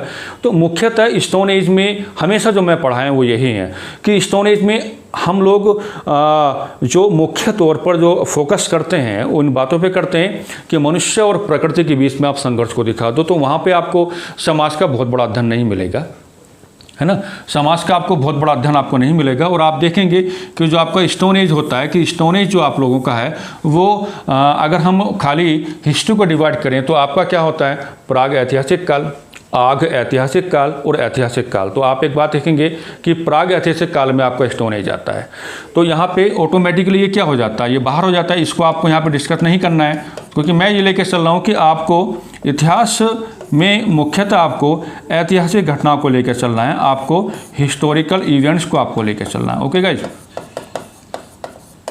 और जैसे कि आप लोग भली बात ये परिचित हैं कि जो आपका हड़प्पा सिविलाइजेशन है, हड़प्पा सिविलाइजेशन को हम लोग कहाँ पे रखते हैं, हम लोग आग ऐतिहासिक काल में रखते हैं। क्योंकि अगर मैं यहाँ की भी सोसाइटी को लिंक करना चाहूँ तो यहाँ की सोसाइटी में आप लोग बातें तो करते हो, है ना, आप लोग को यहाँ से क्या होगा, यहाँ पे चेंजेस आपको मिलेगा। यहाँ पे सोसाइटी आपको S1 फॉर्म में मिलेगी, यहाँ पे सोसाइटी आपको S2 फॉर्म में मिलेगी, यहाँ पे सोसाइटी आपको S3 फॉर्म में मिलेगी, चेंजेस तो आपको मिलेंगे। लेकिन जो हड़प्पा सिविलाइजेशन वाला समय है, जो पीरियड आपको मिलता है, उसको आप लोग कहाँ रखते हो, आग ऐतिहासिक काल में आप उसको रखते हो, है ना। और यहाँ पर जो सोसाइटी के बारे में जो भी वैल्यूज़ आपके सामने आती है उन वैल्यूज़ के बारे में मैंने हमेशा कहा कि हम लोग बिल्कुल एक कंप्लीट वे में ये नहीं कह सकते कि ये वैल्यूज़ हमेशा सच रहेंगी, यानी कि बिल्कुल ट्रू रहेंगी। क्योंकि आप एक बात देखिए कि हड़प्पा सभ्यता के संदर्भ में जो भी जानकारी हमारे पास है वो केवल उत्खनन कार्यों से बाद में जो साक्ष्य हमें प्राप्त हुए उन साक्ष्यों को आधार मानकर ही हम लोग हड़प्पा सभ्यता के बारे में नाना प्रकार के डिस्कशन करते आ रहे हैं। तो मान लीजिए अगर उत्खनन कार्य और आगे बढ़ेगा, है ना। और जैसे जैसे आगे बढ़ेगा वैसे वैसे साक्ष्य भी कुछ नए प्रकार के मिलते रहेंगे।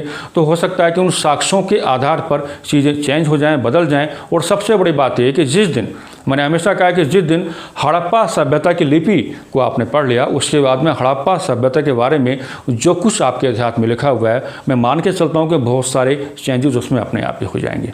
लेकिन सोसाइटी यहाँ पे है, सोसाइटी के बारे में कुछ बातें आप यहाँ पे करते हो।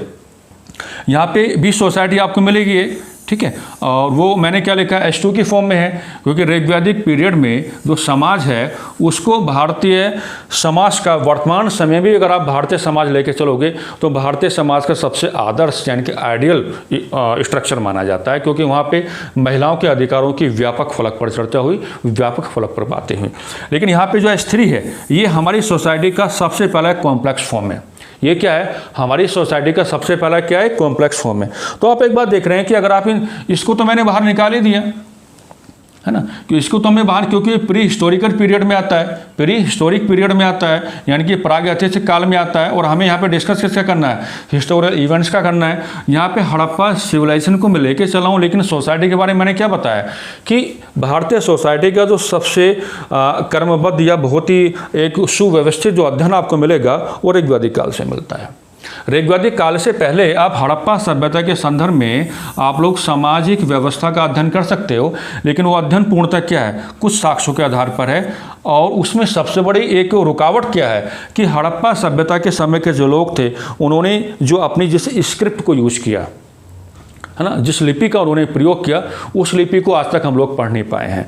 और जिस दिन हम उस लिपि को पढ़ने में सक्सेस हो जाएंगे, मैं यह मान के चलता हूँ कि हड़प्पा सभ्यता का चाहे पॉलिटिकल स्पेयर हो, चाहे इकोनॉमिकल स्पेयर हो, चाहे सोशल स्ट्रक्चर हो, ये सारी की सारी जो वैल्यूज आज जो वैल्यूज यहाँ पे लिखी गई हैं उन वैल्यूज में बहुत सारे चेंजेस अपने आप ही आ जाएंगे, ठीक है।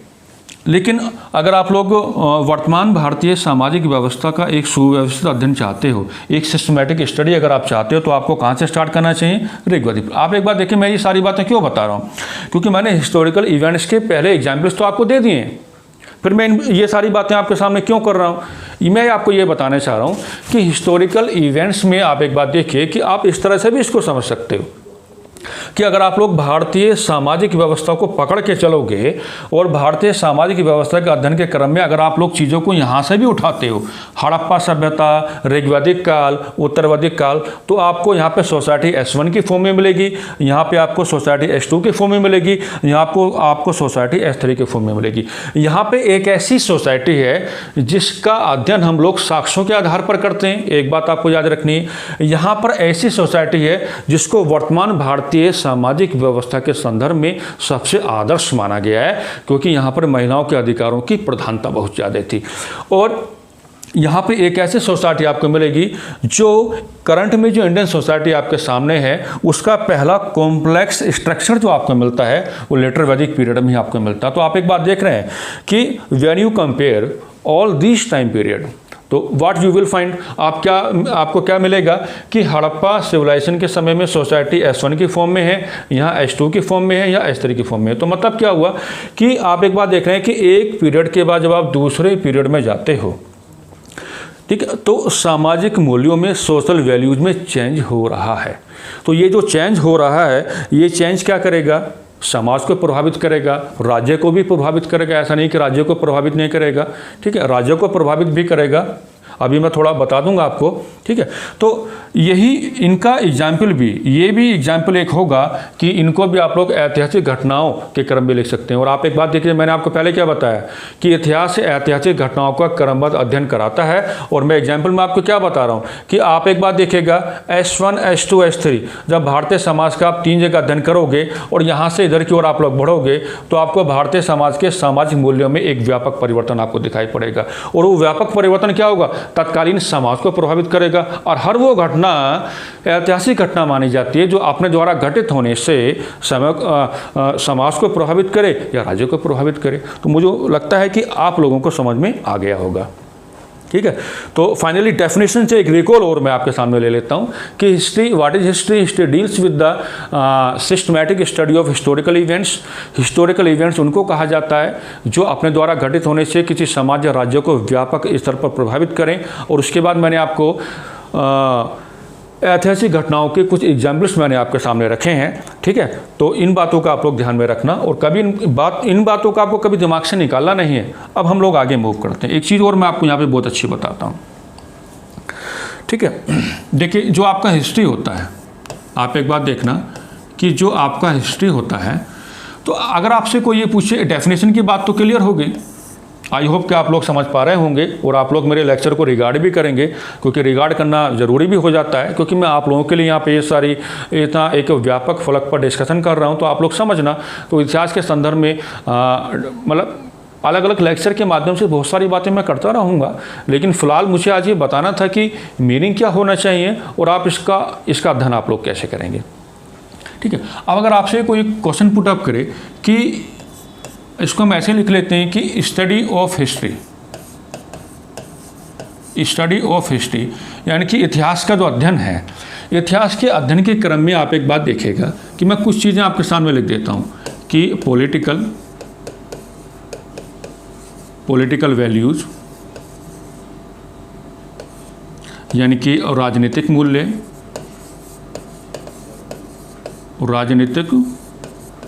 मूल्य, ध्यान रखना है ना। स्मार्ट स्टडी का मतलब यही होता है, जो आप लोग कहते रहते हैं ना, बहुत सारे जो हमारे जिन्होंने यूपीएससी और स्टेट पीसीएस में बहुत अच्छे रैंक हासिल किए, वो हमेशा कहते हैं कि हमको स्मार्ट स्टडी करना चाहिए, है ना। तो स्मार्ट स्टडी का मीनिंग भी कहीं ना कहीं मैं आपको बता के चल रहा हूँ कि स्मार्ट स्टडी का मीनिंग क्या होता है। एक तरफ मैंने क्या लिखा आपको, सोशल वैल्यूज, यानी कि सामाजिक मूल्य, और एक तरफ मैंने सपोज दैट यहाँ पे लिख दिया कि इकोनॉमिकल वैल्यूज, यानी कि आर्थिक मूल्य। अब अगर मान लीजिए कोई आपसे क्वेश्चन पुट अप करता है कि भाई ये बताओ कि इतिहास के अध्ययन के क्रम में, है ना, इतिहास के अध्ययन के क्रम में पॉलिटिकल वैल्यूज, सोशल वैल्यूज और इकोनॉमिकल वैल्यूज, यानी कि राजनीतिक मूल्य, सामाजिक मूल्य, आर्थिक मूल्य, इन तीनों ही प्रकार के मूल्यों में किसके अध्ययन की प्राथमिकता होती है। अगर कोई आपसे ये पूछता है कि in the process of study of history, अगर कोई आपसे ये क्वेश्चन पुट अप करता है कि पॉलिटिकल वैल्यूज, सोशल वैल्यूज या इकोनॉमिकल वैल्यूज में, इन सभी में जो तीन प्रकार की वैल्यूज मैंने आपके सामने लिखी हैं, इन सभी तीन प्रकार की वैल्यूज में किसके अध्ययन को प्राथमिकता हम दे के चलते हैं, तो आप लोग का आंसर क्या होगा कि हम लोग हमेशा पॉलिटिकल वैल्यूज़ के अध्ययन को प्राथमिकता देते हैं।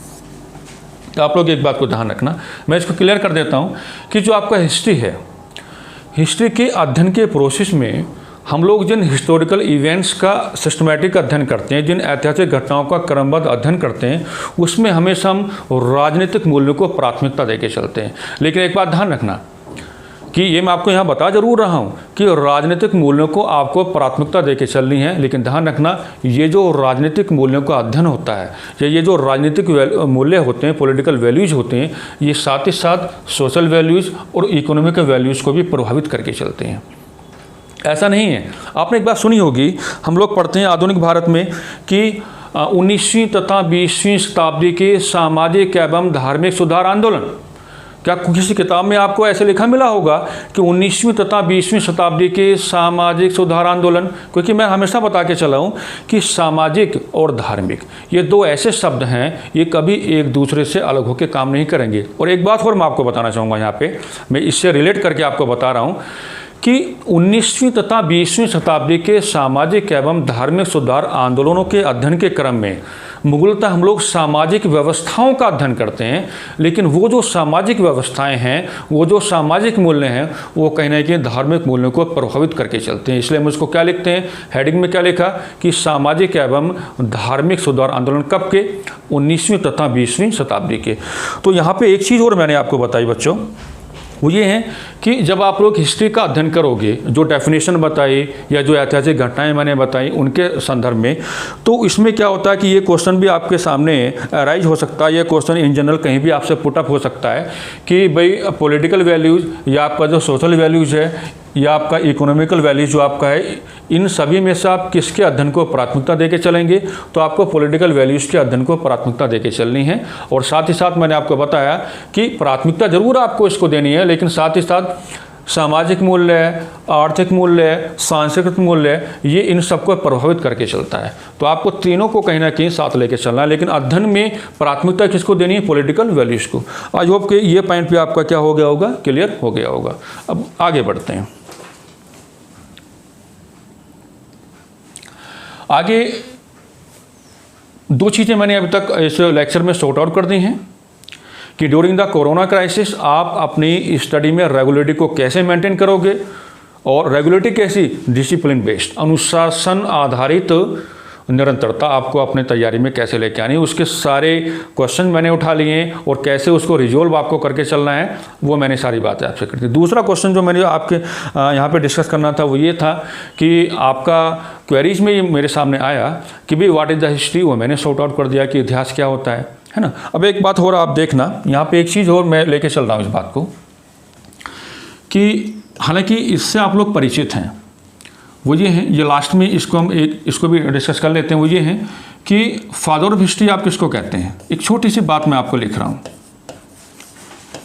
फादर ऑफ हिस्ट्री आप किसको कहते हैं? फादर ऑफ हिस्ट्री आप कहते हैं हेरोडोटस।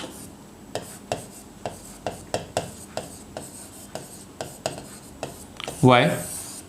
आप इसको क्यों कहते हैं? वाई? क्योंकि इन्होंने साहब क्या लिखा? हिस्टोरिका नाम से क्या लिखा? एक बुक लिखा। ठीक है। आप एक बात बताइए कि मान लीजिए अगर आपसे यही क्वेश्चन को पुटअप हो जाए इंटरव्यू में कि भाई जो आप लोग हेरोडोटस को फादर ऑफ हिस्ट्री जो आप बोलते हो, आप क्यों बोलते हो? आपका आंसर सीधा क्या आएगा कि साहब इन्होंने क्या लिखा? एक बुक लिखी जिसका नाम क्या था? हिस्टोरिका। ठीक है। तो मुझे लगता है कि अगर आप खाली इतना आंसर देंगे तो आपका जो इंटरव्यू ऑफिसर वो आपसे सेटिस्फाइड नहीं हो पाएगा, है ना। मतलब ये तो ठीक है, ये बात बिल्कुल एक्सेप्टेबल है कि हिस्टोरिका बुक है ना, ये बुक ही वो बुक है जिसके बेस पे आप लोग हेरोडोटस को फादर ऑफ हिस्ट्री बोलते हो। लेकिन आपको एक नई बात मैं आपको बताता हूँ जो मैंने पहले डेफिनेशन में आपको बताई कि देखिए हेरोडोटस कहाँ से बिलोंग करते थे? ग्रीक से बिलोंग करते हैं। और असल में हुआ ये कि इन्होंने अपनी इस बुक में फॉर द फर्स्ट टाइम, यानी कि पहली बार इन्होंने अपनी इस बुक में, अब मेरी डेफिनेशन प्रूफ हो रही है किसके साथ? फादर ऑफ हिस्ट्री के साथ। जो फादर ऑफ हिस्ट्री हैं उनकी एक बुक है, उसके साथ मैं अपनी पुरानी डेफिनेशन को जो मैंने शुरुआत में आपके साथ डिस्कस की तो उसको मैं प्रूफ कर रहा हूँ कि फॉर द फर्स्ट टाइम ये ग्रीक के रहने वाले थे और फॉर द फर्स्ट टाइम यानी कि ग्रीक से बिलोंग करते हैं। फॉर द फर्स्ट टाइम इन्होंने क्या किया? अपनी इस बुक में जितने भी आपके मोर एंड मोर, जितना भी आपका मोर एंड मोर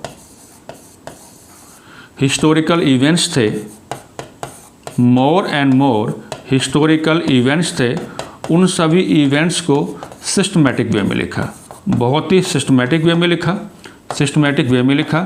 और इसी नाते क्योंकि ये पहले व्यक्ति रहे जिन्होंने अपनी किताब हिस्टोरिका में ऐतिहासिक घटनाओं को अधिक से अधिक, या अपने समय की आप ऐसे कह सकते हैं ऐतिहासिक घटनाओं को क्रमबद्ध तरीके से लिखा, बहुत ही सिस्टमैटिक वे में लिखा और हम लोगों को कैपेबल बनाया कि आप लोग ये जानें कि हिस्टोरिकल इवेंट्स का सिस्टमैटिक अध्ययन कैसे किया जाता है। तो डेफिनेशन मेरी लास्ट में आके प्रूफ हो रही है।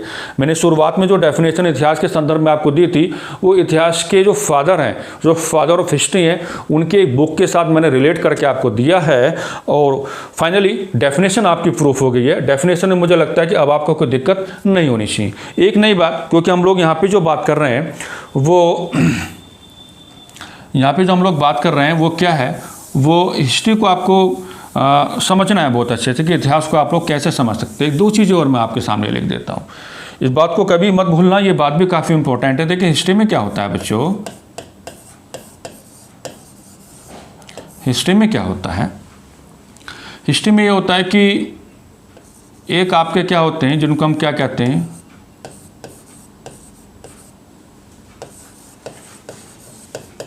आर्कियोलॉजिस्ट। एक क्या होते हैं आर्कियोलॉजिस्ट जिनको हम क्या कहते हैं पुरातात्विक विद, और एक आपके पास क्या होता है हिस्टोरियन होता है। असल में कोई भी सब्जेक्ट आपका हो, आपको उस सब्जेक्ट के बारे में 3 चीज़ें आपको पता होनी चाहिए कि जेनेसिस, फिर आगे आप क्या लेके चलेंगे डेवलपमेंट, और सब्जेक्ट का क्या है मोटिव क्या है। अगर आप इस वे में काम करेंगे किसी भी सब्जेक्ट के संदर्भ में, तो मुझे लगता है कि कोई भी सब्जेक्ट आपको परेशानी नहीं देगा, आप उसको बहुत अच्छे से समझ पाएंगे और आपको दिक्कतों का सामना नहीं करना पड़ेगा। देखिए इतिहास का अध्ययन जो हम लोग करते हैं, तो इतिहास का अध्ययन हम यानी कि ये 2 प्रकार के लोग हैं, है ना। इन्होंने जो काम किए हैं उन कामों को बेस बना करके हम लोग इतिहास का अध्ययन करते हैं। एक आपके पास क्या होता है आर्कियोलॉजिस्ट होता है, जिसको आप पुरातात्विक विद कहते हैं हिंदी में। एक आपके पास क्या होता है हिस्टोरियन, एक आपके पास क्या होता है हिस्टोरियन होता है, और हिस्टोरियन को आप लोग क्या कहते हैं इतिहासकार कहते हैं। एक आपके पास क्या होता है हिस्टोरियन होता है, हिस्टोरियन को आप क्या कहते हैं इतिहासकार कहते हैं। देखिए अब इसमें इनका रोल हम लोग देख लेते हैं, तो फाइनली आप लोग हिस्ट्री वर्ड का मीनिंग आप लोग समझ जाएंगे। आर्कियोलॉजिस्ट में क्या होता है कि देखिए जो आर्कियोलॉजिस्ट हैं आपके, इनका क्या मतलब है, इनका मतलब ये है कि जो भी एक्सकेवेशन हुआ है, यानी कि जो भी आपका उत्खनन कार्य हुआ है, उत्खनन कार्य में जो भी साक्ष्य मिले हैं, उन साक्ष्यों को अपने हिसाब से लिखने का काम कौन करता है आर्कियोलॉजिस्ट। यानी कि मान लीजिए अगर आप लोग स्टोन एज के बारे में बात करोगे या आप लोग हड़प्पा सिविलाइजेशन के बारे में बात करोगे, तो बेसिकली हम लोग स्टोन एज और हड़प्पा सिविलाइजेशन के संदर्भ में क्या करते हैं, हम लोग पुरातात्विक विद यानी कि जो आर्कियोलॉजिस्ट हैं जिन्होंने विभिन्न प्रकार के उत्खनन कार्यों के माध्यम से जो साक्ष्य प्राप्त किए और उन साक्ष्यों को अपने अकॉर्डिंग जो लिखा है, वही हमारे अध्ययन का मुख्य सोर्स माना जाता है, मेन सोर्स माना जाता है। तो यहाँ पे आर्कियोलॉजिस्ट का मैं क्या काम आपको बता रहा हूँ, आर्कियोलॉजिस्ट का मैं यहाँ पे एक काम आपको बता रहा हूँ कि आर्कियोलॉजिस्ट क्या करते हैं उत्खनन कार्य करेंगे, और उत्खनन कार्य के बाद में क्या होगा कुछ साक्ष्य आपको मिलेंगे और उन साक्ष्यों को अपने हिसाब से लिख देंगे, तो हम क्या बन जाएगा पार्ट ऑफ हिस्ट्री बन जाएगा। लेकिन अब क्या होता है हिस्टोरियन का काम कहाँ से स्टार्ट होता है। देखिए हिस्टोरियन का काम स्टार्ट कहाँ से होता है कि आर्कियोलॉजिस्ट ने साक्ष्यों के आधार पर जो बातें लिखी हैं, यहाँ पे जो आपके पुरातात्विकविद हैं साक्ष्यों के आधार पर जो बातें लिखी हैं, है ना, उन बातों को क्रमबद्ध तरीके से, पहले तो ये देखो उन बातों को क्रमबद्ध तरीके से लिखने का कार्य कौन करेगा, इतिहासकार करेगा। और कई बार ऐसा हो जाता है कि किसी भी साक्ष्य के संदर्भ में जो आर्कियोलॉजिस्ट हैं और हिस्टोरियन की जो पर्सपेक्टिव है उनमें कुछ डिफरेंस भी आपको मिल जाएगा। कभी ऐसा नहीं होता है कि पुरातात्विक जैसे लिख दिया वैसे ही सेम एज इट इज़ आपका हिस्टोरियन लिख देगा कई बार, लेकिन हिस्टोरियन का काम ये बहुत बड़ा काम होता है कि बहुत ही सिस्टमेटिक वे में चीज़ें आपको दे देता है। सिस्टमेटिक वे में चीज़ें आपके सामने आ जाएंगे तो आपको उसके अध्ययन में क्या होगा सुविधा होगा। दूसरी बात मैंने आपको बताया कि मान लीजिए पर्टिकुलर कोई भी साक्ष्य आपको यहाँ पे मिला, तो उस साक्ष्य के आधार पर क्या होगा, उस साक्ष्य के आधार पर जो पुरातात्विक विद ने जो बातें आपके सामने लिखी हैं, हो सकता है कि इतिहासकार एक विभिन्न दृष्टिकोण अपना लें इन साक्ष्यों के बारे में, और विभिन्न दृष्टिकोण अपनाकर चीज़ों को उसकी जो तराजू है उसमें तोल करके चीज़ों को आपके सामने लिख के देता है। तो ये एक बेसिक डिफरेंस भी है किसके बीच में, आर्कियोलॉजिस्ट और हिस्टोरियन। लेकिन आर्कियोलॉजिस्ट का मेन काम मैंने क्या बता रहा हूँ आपको, वो ये है कि उत्खनन कार्य के बाद में जो भी साक्ष्य प्राप्त हुए हैं, है ना, उन साक्ष्यों के बारे में आपको जानकारी देना। इतिहासकार क्या करेगा कि पुरातात्विक विदों ने, है ना, उत्खनन कार्य में जो साक्ष्य आपको मिले हैं उन साक्ष्यों के बारे में पुरातात्विक विदों ने जो लिखा है उसका अध्ययन भी करेगा। और कई बार क्या होगा कि एक डिफरेंट पर्सपेक्टिव अपना करके चीज़ों को अपनी तरफ से लिख देगा, लेकिन किस फॉर्म में लिखेगा, एक बहुत ही सिस्टमेटिक फॉर्म में लिखेगा। एक बात मैं आपको यहाँ पे एग्जाम्पल के थ्रू इसको समझा देता हूँ। एग्जाम्पल के थ्रू मैं एक बात आपको समझाता हूँ। आप एक बात देखिए कि जब आप लोग हड़प्पा सिविलाइजेशन की बात करोगे, तो क्या होगा कि वहाँ पे क्या होगा, आप एक बात देखेंगे कि युगल सावधान के साक्ष्य मिलते हैं। युगल सावधान के साक्ष्य, बहुत इंपॉर्टेंट बात बता रहा हूँ, रिलेट कर रहा हूँ इन चीज़ों से। युगल सावधान के साक्ष्य मिलते हैं, और अच्छी बात है कि युगल सावधान के जो साक्ष्य हैं ये दो जगह से आपको मिलेंगे। एक तो आपको लोथल से मिलेगा और एक आपको कालीबंगा से मिलेगा। एक आपको कहाँ से मिलेगा? कालीबंगा। ठीक है। अब इसमें दुविधा ये है कि कई बार क्वेश्चन डिफरेंट स्टेट के पीसेस के प्रीलिम्स में भी पूछा गया है कि क्या हड़प्पा सभ्यता की सामाजिक व्यवस्था के संदर्भ में हम लोग सती प्रथा के बारे में कोई डिस्कशन कर सकते हैं? तो असल में हुआ ये कि जो हमारे पुरातात्विकविद हैं, जो हमारे आर्कियोलॉजिस्ट हैं, उन्होंने क्या कहा कि देखिए जो युगल सावधान मिला है, तो युगल सावधान जो मिला है वो क्या है? वो कालीबंगा लोथल से मिला है। तो युगल सावधान का मतलब क्या है कि एक साथ दो शवों को क्या है? दफनाया जाना। ठीक है। तो मतलब ये कि ये उन लोगों का अनुमान था कि कहीं ना कहीं ऐसा तो नहीं है कि सती प्रथा के साक्ष्य हों।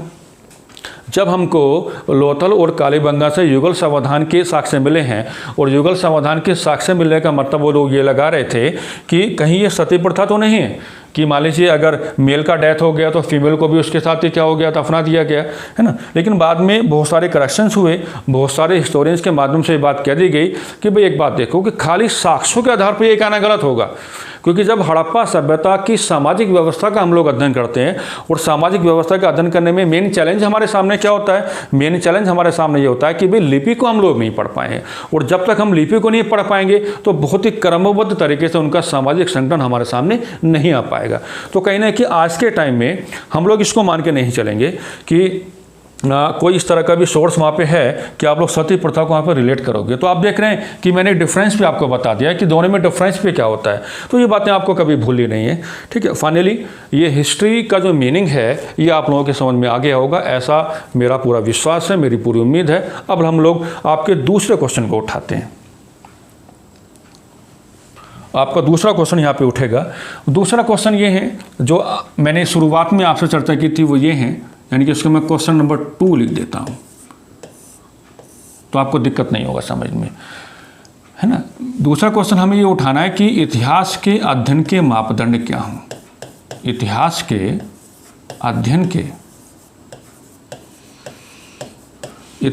अध्ययन के मापदंड क्या हों? मापदंड क्या हों, है ना। यानी कि इन व्हाट वे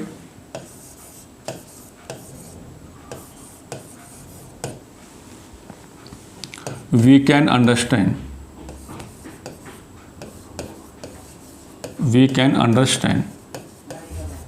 हिस्ट्री। ठीक है। ये क्वेश्चन मैंने यहाँ पे आपसे उठा लिया। बाकी डेफिनेशन पे तो एक बहुत ही व्यापक फलक पर हम लोग ने डिस्कशन कर लिया, तो मुझे लगता है कि वहाँ पे तो आपके पास कोई डाउट होना नहीं चाहिए बिल्कुल किसी भी प्रकार का।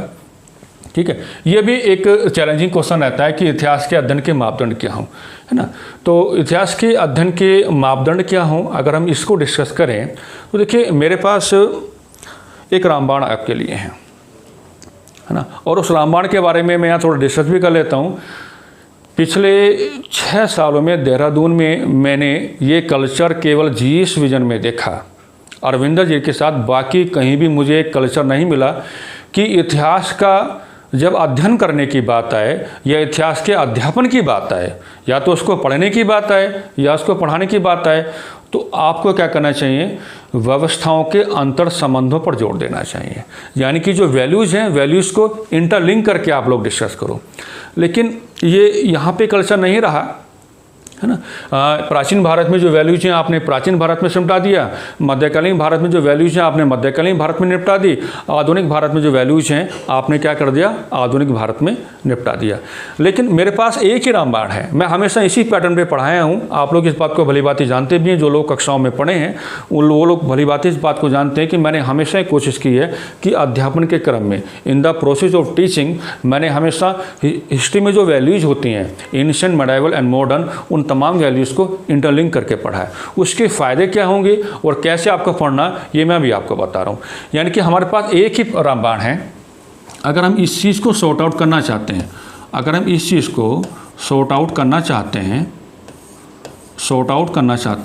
या इस चीज़ को हम लोग रिजॉल्व करना चाहते हैं, तो हमारे पास एक ही पैनिसिया है, और एक पैनिसिया का मतलब मैंने रामबाण, एक ही पैनेसिया है, वो क्या है कि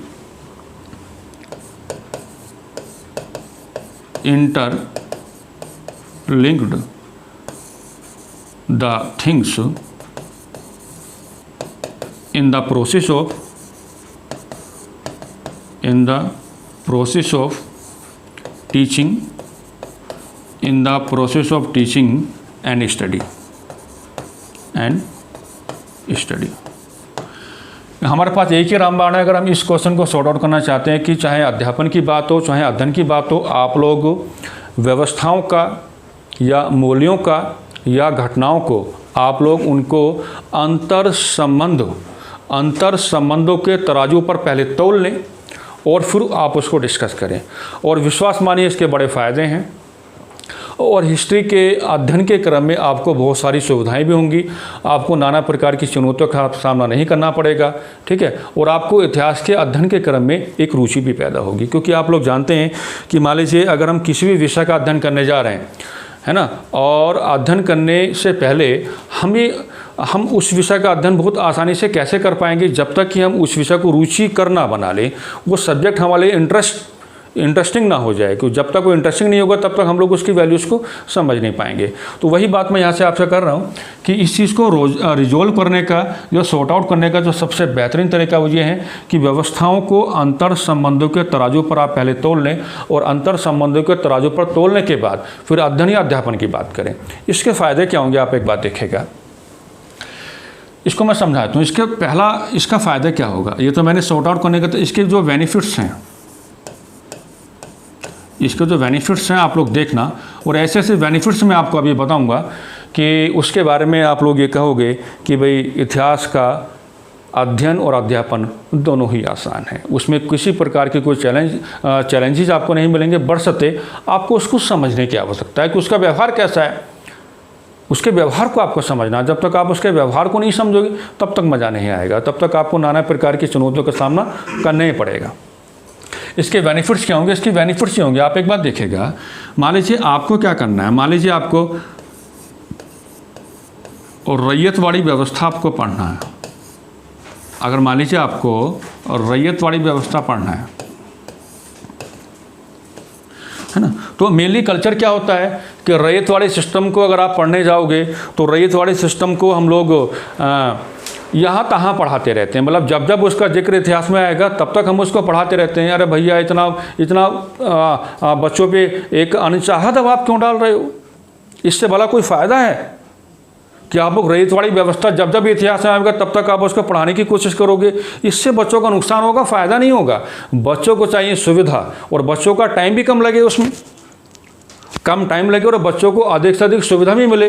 तो वही तो मैंने आपको बताया कि इतिहास के अध्ययन के मापदंड क्या हो भैया। इतिहास के अध्ययन के मापदंड ये हों कि आप व्यवस्थाओं को पहले अंतर संबंधों के तराजू पर तोलें और अंतर संबंधों के तराजू पर तोलने के बाद आप लोग आगे बढ़ें, चाहे वो अध्यापन का विषय हो, चाहे वो आपके अध्ययन का विषय हो। तो मान लीजिए ये सिस्टम आपके सामने कि रैयतवाड़ी व्यवस्था है ना, तो क्या ऐसा होगा कि रैयतवाड़ी व्यवस्था को आप लोग एक बार शिवाजी के टाइम में पढ़ोगे। लोगों का कल्चर क्या होता है मैं आपको बता रहा हूँ। शिवाजी के टाइम में एक बार आपको पढ़ाएंगे, अलाउद्दीन खिलजी के टाइम में एक बार आपको पढ़ाएंगे, और फिर आगे शेरशाह सूरी के टाइम में आपको पढ़ाएंगे, फिर आपका जो ब्रिटिशर्स की जो इकोनॉमिक पॉलिसीज थी उनके बारे में आपको पढ़ाएंगे। भला एक सिस्टम को 4 जगह पढ़ाने का मतलब, और जब जब आएगा तब तब इसका क्या मतलब हुआ कि पहले आप मराठाओं के बारे में देखोगे, फिर आप लोग अलाउद्दीन खिलजी के बारे में देखोगे, फिर आप लोग क्या देखोगे शेरशाह सूरी के बारे में आप लोग देखोगे, और फिर आप लोग जो ब्रिटिशर्स हैं उनके कॉन्टेक्स्ट में आप लोग देखोगे। तो ये जिंदा पागलपन है, अपने आप को मारना है, इतिहास कभी समझ ही नहीं पाओगे। और रामबाण मैंने आपको दे दिया है। आप एक बात देखो होता क्या है, सुविधा कैसे बनेगी आपकी कि पहले आप लोग, मैं एक एग्जांपल आपके सामने, रैयतवाड़ी व्यवस्था का आप लोग क्या देखो, इसका मीनिंग क्या होता है, इसका अर्थ क्या होता है, इसका अर्थ क्या होता है ना। इसका अर्थ चाहे आप लोग शिवाजी की बात करो, चाहे आप लोग अलाउद्दीन खिलजी की बात करो, चाहे आप लोग शेरशाह सूरी की बात करो, चाहे आप लोग ब्रिटिशर्स की बात करो, अर्थ कहीं नहीं बदलेगा। कोई रैयतवाड़ी शब्द का जो शाब्दिक अर्थ है वो वही है जो हमेशा रहेगा, यानी ठीक है। यानी कि इसका जो अर्थ होता है, मैं ओरली आपको बता देता हूँ कि रेवेन्यू के कलेक्शन के प्रोसेस में जो रिलेशन इस्टेब्लिश होता है वो सीधा किसानों के साथ होता है। यानी कि भू राजस्व वसूलने के क्रम में जो संबंध स्थापित होगा वो क्या होगा, वो किसान के साथ होगा। यहाँ पर रैयत शब्द का मीनिंग ही क्या होता है, किसान होता है। तो ये मीनिंग कभी चेंज नहीं होगा, चाहे आप लोग इसको कहीं भी ले जाओ, शिवाजी की बात करो, अलाउद्दीन खिलजी की बात करो, शेरशाह सूरी की बात करो या ब्रिटिशर्स की बात करो, चारों तरफ की आप बात करोगे तो आपको मीनिंग कभी चेंज नहीं करना। हाँ, मीनिंग क्या रहेगा, मीनिंग सेम रहेगा। तो मैंने बताया कि मीनिंग हमेशा क्या रहेगा, सेम रहेगा। मीनिंग में कोई चेंज नहीं होता है, लेकिन चेंज कहाँ होगा, इनके एरियाज में चेंज हो जाएगा। एरियाज में क्या हो जाएगा, आपका चेंज हो जाएगा। शिवाजी के टाइम में एरिया अलग होगा आपका, अलाउद्दीन के टाइम में एरिया आपका अलग होगा, और आपका शेरशाह सूरी के टाइम में आपका एरिया अलग हो जाएगा, और ब्रिटिशर्स के टाइम में एरिया अलग हो जाएगा। तो केवल क्या आपको क्षेत्रों को आप लोग चेंज कर दो, लेकिन मीनिंग में कोई चेंज नहीं होगा, है ना। बाकी वैल्यूज़ क्या होगा, वैसे का वैसा आ जाएगा। तो मेरा बताने का मतलब ये है कि जब इतिहास के अध्ययन के क्रम में सुविधा आपको प्राप्त करनी है, तो मैंने एक रामबाण आपको दिया है। अब रैयतवाड़ी व्यवस्था का बन गया हेडिंग, और रैयतवाड़ी व्यवस्था का अर्थ बताते हुए इसको शिवाजी 4 लोगों के साथ जुड़ेगा, और आपका अलाउद्दीन खिलजी, और आपका शेरशाह सूरी, और आपका ब्रिटिशर। भैया एक बार बता दो कि रैयतवाड़ी व्यवस्था का भारतीय इतिहास में स्थान क्या है, सारी कहानी खत्म होगी। आपको 4 जगह पढ़ने का मतलब ही नहीं है ना। क्यों आपने हत्या करना चाहते हो? रैयतवाड़ी व्यवस्था का मीनिंग बताते हुए ये बता दो कि रैयतवाड़ी व्यवस्था इन चीज़ों के साथ जुड़ता है, शिवाजी, अलाउद्दीन, शेरशाह सूरी और ब्रिटिशर्स, और उसकी जो वैल्यूज़ हैं उनको आप लिख दो। यानी कि एक टॉपिक आपको एक जगह मिल रहा है और आपको ये पता भी पड़ गया। देखिए कितना सुविधा आ गया। आप रैयतवाड़ी व्यवस्था आपके दिमाग में आ गया कि रैयतवाड़ी व्यवस्था अगर हमें भू राजस्व व्यवस्था के संदर्भ में पढ़ना है तो हमें 4 लोगों के साथ उसको जोड़ के पढ़ना। सारी कहानी खत्म हो गई, कोई दुविधा ही नहीं है, कोई कन्फ्यूजन नहीं है, आराम से सारी की सारी बात सॉर्ट आउट हो गई। समझ पा रहे हैं बात को या नहीं? तो ये एक एग्जाम्पल मैंने आपको लिया। अब आगे थोड़ी बात करते हैं इसमें।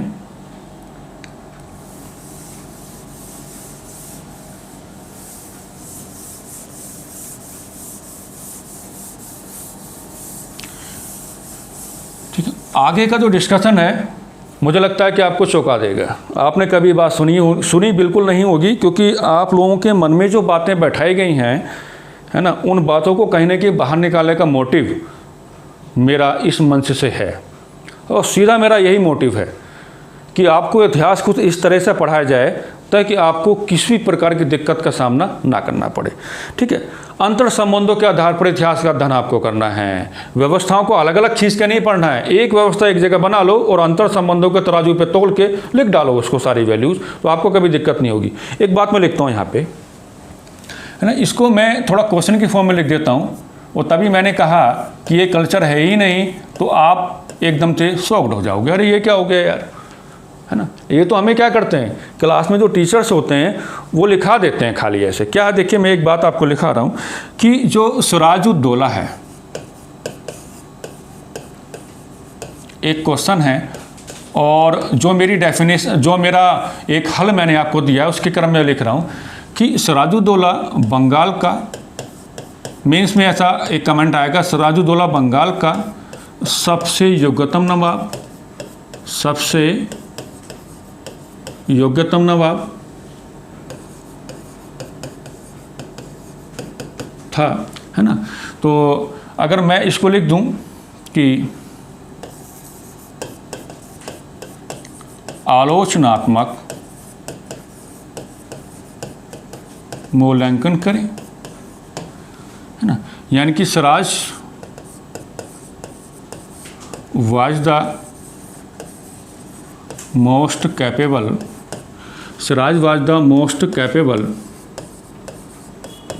Capable nawab of Bengal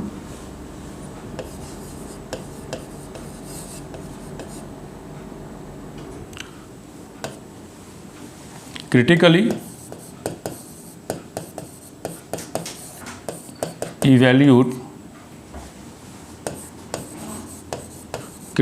evaluate it। अब ये तो बड़ा एक अलग मुद्दा हो गया। यानी कि हम लोग तो ये होता क्या है कि फैक्ट लिखाने के प्रोसेस में बात लिखा दी जाती है कि बंगाल के जो नवाब हमको पढ़ने होते हैं, तो बंगाल के नवाबों के अध्ययन के क्रम में ये बात आती है कि भाई जो सिराजुद्दौला है वो बंगाल का एक क्या है, योग्यतम नवाब था। लेकिन अगर यही स्टेटमेंट आपके मेंस के एग्जामिनेशन में आ जाए कि भाई सिराजुद्दौला बंगाल का सबसे योग्यतम नवाब था, आलोचनात्मक मूल्यांकन करें, Sirajuddaulah was the most capable nawab of Bengal, critically evaluated. अगर आपके सामने ये क्वेश्चन आ जाता तो फिर आप कहाँ जाओगे, कहाँ जाओगे बताओ? दिमाग में आएगा कि सर ने तो इतना ही लिखाया था अभी कि सिराजुद्दौला बंगाल का योग्यतम नवाब है, यानी कि सबसे योग्य नवाब आप उसको कह सकते हैं, या कैपेबल नवाब ऑफ बंगाल भी आप उसको कह सकते हैं। लेकिन यहाँ तो दुविधा हो गई, अब मेंस के लिए तो कोई कंटेंट आपके पास है नहीं। बता पड़ा 2 साल आपने हिस्ट्री पढ़ा और उसके बाद भी एक बहुत ही कमेंट की फॉर्म में या एक बहुत ही सीधा एक स्टेटमेंट आपके सामने आ गया और उसके बारे में लिख कर कह रहा है कि भाई आलोचनात्मक मूल्यांकन इसका करें, तो दुविधा होगी भाई कहाँ जाओगे, हल कहाँ से मिलेगा, कंटेंट कहाँ से आएगा? और आप विश्वास कीजिए कि जब आप लोग मेंस, स्पेशली जब आप लोग मेंस लिखने जाते हैं तो मेंस का जो आपका एग्जामिनेशन हॉल होता है उसमें आपके पास केवल एप्लीकेशन करने का टाइम होता है। चीज़ें पहले से क्या हूँ, प्रिपेयर हूँ। आपकी तैयारी इतनी सिस्टमेटिक होनी चाहिए, इतनी पॉजिटिव होनी चाहिए कि सीधा किसी भी क्वेश्चन के संदर्भ में आप डायरेक्ट एप्लीकेशन करोगे। टाइम बाउंड आपको लिखना होता है, हर क्वेश्चन का प्रॉपर एक टाइम होता है। हमारे टाइम में लॉन्ग क्वेश्चन को हम लोग 39 मिनट्स में लिखे करते थे, उतनी में हम लोग उसके प्रैक्टिस भी क्या करते थे। तो हर क्वेश्चन को लेकर के आपको टाइम बाउंड यानी कि समय आबद्ध कर आपको तैयारी करनी होती है, एक अपनी प्रिपरेशन आपको करनी होती है। अब इसका हल क्या है? हल तो मैंने पहले ही दे दिया भैया। हल मैंने पहले क्या दिया कि इतिहास के अध्ययन में अगर आप लोग सुविधा चाहते हैं तो व्यवस्थाओं के अंतर संबंधों के तराजू पर पहले तोल लो, हल अपने आप मिल जाएगा, कहीं जाने की जरूरत नहीं पड़ेगी, ना तो इस किताब में ना उस किताब में। और आप देखना, मतलब कोई किताब में मिलने वाला है क्वेश्चन आपको, किताब में मेंस में ऐसा थोड़ी ना होगा। जैसे एक बार मैं उत्तराखंड पीसीएस 2016 का मेंस पढ़ा रहा था और उसमें हुआ क्या कि राजा की शक्तियों और अधिकारों के संदर्भ में मुख्य परीक्षा की कक्षा में मैंने आचार्य चाणक्य, कृष्णदेवराय और मैकियावेली इन तीनों को जोड़ दिया। इन तीनों को जोड़ने का मतलब था आचार्य चाणक्य अर्थशास्त्र के संदर्भ में, कृष्णदेवराय आमुक्त माल्यार्थ के संदर्भ में, समझ पा रहे हैं मेरी बात, और मैकियावेली द प्रिंस के संदर्भ में। और मैंने राजा के अधिकार, शक्तियों और इसके जो दायित्व होते हैं इनके बारे में डिस्कशन किया। तो एक बच्चे ने हाथ उठा के कहा कि सर उत्तराखंड में नहीं आएगा। यहाँ तो ऐसे महान खिलाड़ी हैं जो लोग क्लास में डिसाइड करते हैं कि इस तरह का क्वेश्चन हमारे यहाँ नहीं आया, क्योंकि उनको सिखाया गया है कि आपको बहुत कंसाइज पढ़ना है, आपको उतना पढ़ना है जितना हम आपको पढ़ाना चाहते हैं, लेकिन आपको वो नहीं पढ़ना है कि जो आपको मेंस में आना है। और मैं यहाँ बिल्कुल इस बात को उठाने की कोशिश भी कर रहा हूँ कि अब अगर ये क्वेश्चन आपके सामने है तो क्या किसी किताब में इसका हल आपको मिलेगा? आप बंगाल के संदर्भ में आधुनिक भारत की किसी भी किताब में कोई भी मैटर आपके सामने लिखा हो, आप उस मैटर को उठा करके इस क्वेश्चन को सेटिस्फाइड करके दिखा दो, बिल्कुल भी सेटिस्फाइड नहीं कर पाओगे। लेकिन हल क्या है फिर? अब मेंस में ऐसे क्वेश्चन तो आ जाते हैं, फिर हल क्या है? हल ये है कि आप एक बात देखिए कि ये देखिए क्या है कि अगर मैं इसको आलोचनात्मक की बात करूं, मैं 2 शब्द लिख देता हूं, एक तो आलोचनात्मक होता है, एक आपका क्या होता है, समालोचनात्मक होता है। आलोचनात्मक में आपको क्या होता है कि आलोचनात्मक में मान लीजिए हम सीधे सीधे अगर बात करें, लेकिन इस शब्दों पे भी एक लेक्चर मुझे लेना है कि आलोचनात्मक मूल्यांकन क्या होता है, विवेचना क्या होती है, टिप्पणी क्या होती है, समालोचनात्मक मूल्यांकन क्या होता है, खाली मूल्यांकन क्या होता है। इन शब्दों के बारे में एक डिफरेंट तरीके से लेक्चर मैं बना लूँगा, उसमें समझा। अभी मैं बहुत कंसाइज फॉर्म में आपको बता देता हूँ कि आलोचनात्मक मूल्य के संदर्भ में आपको क्या करना है। अगर क्रिटिकली इवोल्यूट इसको करना है तो मतलब ये होगा कि आपको थोड़ा नेगेटिव एस्पेक्ट इसका दिखाना पड़ेगा। लेकिन अगर आपको समालोचनात्मक मूल्यांकन करना है तो फिर क्या होगा, फिर आपको नेगेटिव एस्पेक्ट और पॉजिटिव एस्पेक्ट दोनों साथ साथ लेके चलने होते हैं, दोनों चीज़ों के बारे में आपको लिखना होता है। अब एक बात देखिए, मैं इसको वेश बना लेता हूँ मान लीजिए, क्योंकि मुझे आपकी दुविधा को दूर करना है। वो ये है कि बात सच है कि सिराज जो है बंगाल के योग्यतम नवाबों में से एक था, और योग्यतम नवाब थे ही कितने, 2, अलीवर्दी खां और आपका क्या है, आपका सिराजुद्दौला, ठीक है। और अलीवर्दी खान के समय में आपको पता होगा कि विशेषकर ईस्ट इंडिया कंपनी और बंगाल के नवाब के मध्य कोई भी कन्फ्लिक्ट, किसी भी प्रकार का कोई संघर्ष नहीं हुआ, क्योंकि उसका आदर्श वाक्य क्या था, उसका आदर्श वाक्य यह था कि ब्रिटिश या आप ऐसे माने कि यूरोपियन व्यापारिक कंपनियों के संदर्भ में उसने कहा था कि ये मधुमक्खी के छत्ते के समान व्यवहार करती हैं और अगर हम इनको छेड़ेंगे तो हमें काट काट कर मार डालेंगी, और लेकिन अगर हम इसके साथ कोऑपरेट करेंगे तो हमें शहद देंगी। तो वो वास्तव में as a nawab of Bengal जो आपके यूरोपियन जो ट्रेडिंग कंपनीज थे उनके साथ एक बहुत ही पॉजिटिव इकोनॉमिक रिलेशन इस्टेब्लिश करना चाहता था। इसी नाते अलीवर्दी खां के संदर्भ में बोला जाता है कि बंगाल का योग्यतम नवाब है ना, जिसने जो आपका यूरोपियन व्यापारिक कंपनियां हैं उनकी तरफ से किसी भी चुनौतियों को जन्म ही नहीं देने दिया, एक बहुत ही कोऑर्डिनेट रिलेशन इस्टेब्लिश किया और उसी के बिहाफ पे अपना शासन करता रहा। अब सिराज के बारे में स्टेटमेंट लिखा हुआ है, तो सिराज के बारे में क्या कि ये बात भी सच है कि सिराज बंगाल का, मैं ये कहूँगा कि most capable nawab of Bengal, तो भी गलत नहीं है, ये बात सच है। कारण क्या है? कारण ये है कि भैया देखो कि जो कलकत्ता का जो आपका फोर्ट विलियम है ना, जो उस समय स्पेशली ब्रिटिशर्स की जो व्यापारिक गतिविधियों का केंद्र था, कहानी आपको पता है और उस कहानी में से हमें आंसर निकाल के लेके आना है।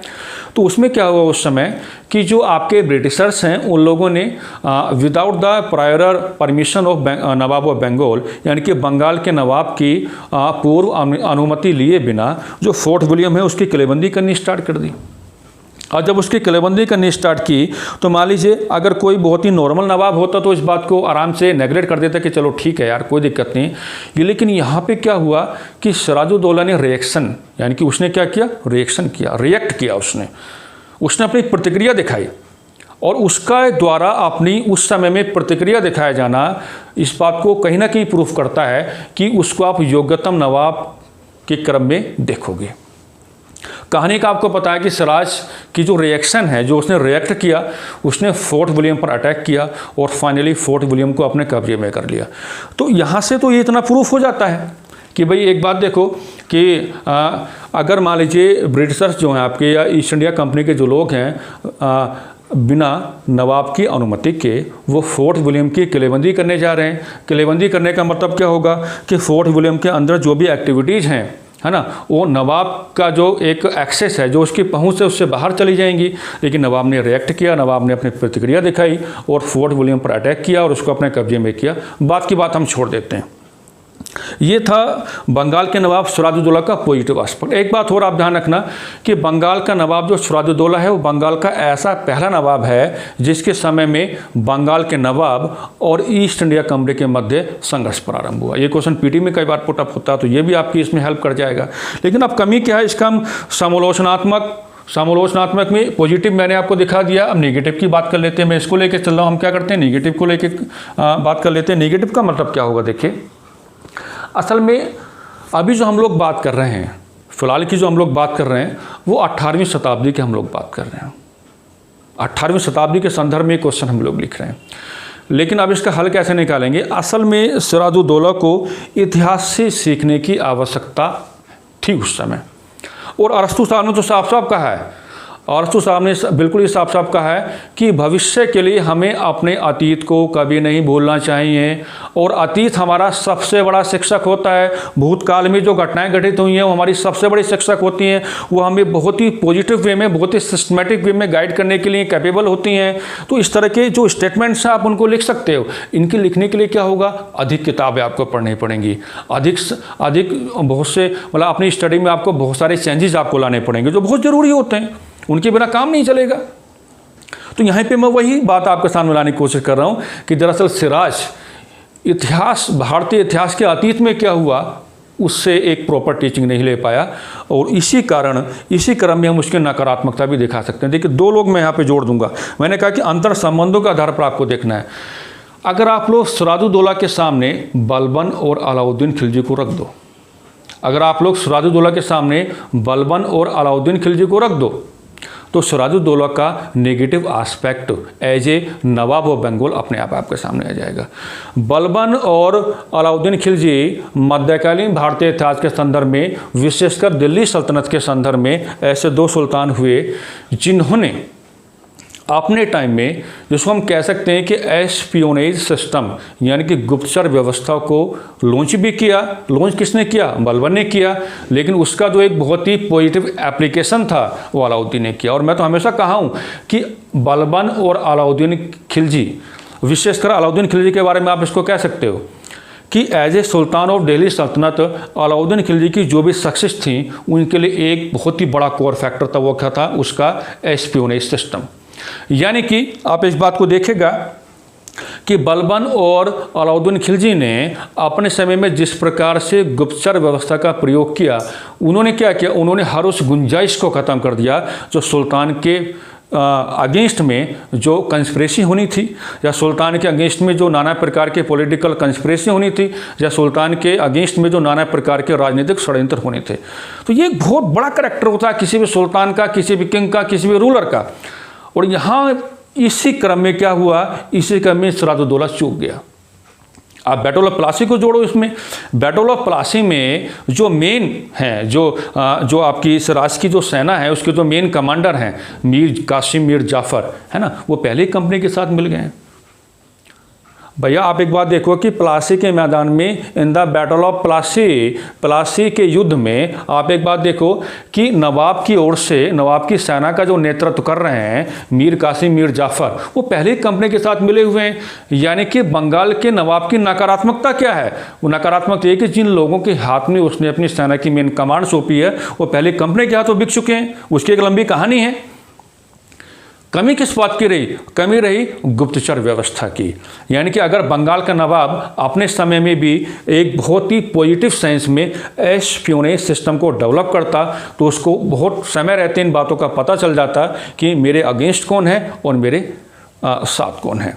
तो आप इस क्वेश्चन को अगर ऐसे लिखोगे, डील करोगे, तो मुझे लगता है कि क्वेश्चन के साथ क्या होगा, प्रॉपर जस्टिस हो पाएगा और आपको क्या होगा, एग्जामिनेशन हॉल में क्या होगा, आपको नंबर भी अच्छे मिलेंगे। तो मतलब ये है जो हल क्या बताया कि व्यवस्थाओं को पहले अंतर संबंधों के तराजू पर रख के तोल लो और फिर जैसा क्वेश्चन है उसके अनुसार व्यवहार करने लग जाओ।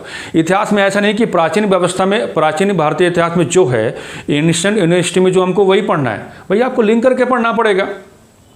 और जाहिर सी बात है जब आप चीज़ों को लिंक करोगे तो दुविधा तो होगी, और अगर आप प्रशासनिक अधिकारी बनना चाहते हो तो दुविधा तो झेलनी पड़ेगी।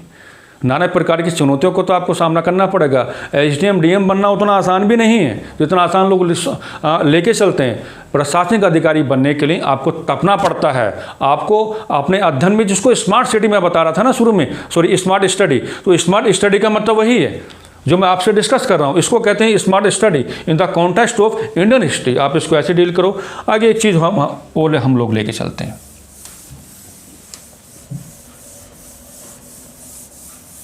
वो ये देखिए, एक बहुत बेसिक बात मैंने देखी है, लोग इतना लिखा के चले जाते हैं और अच्छी बात ये भी है कि बच्चे उस बात को रिगार्ड भी करते हैं, लेकिन मतलब शायद ही कभी पूछा होगा।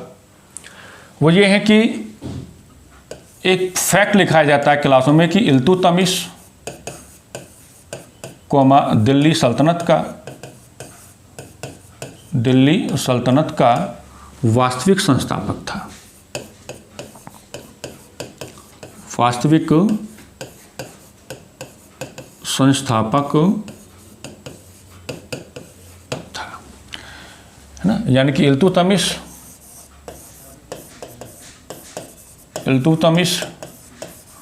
was the real founder of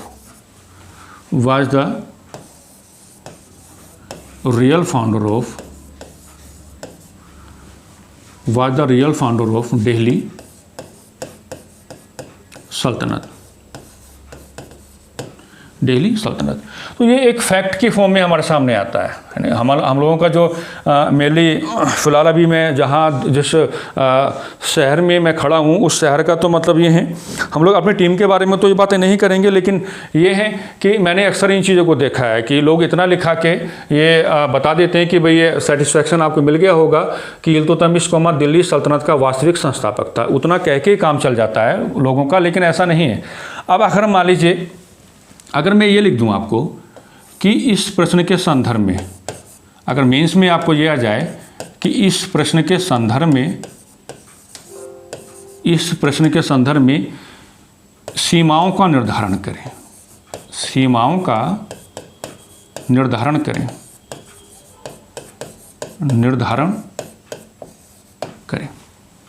है ना। यानी कि especially in context to this question,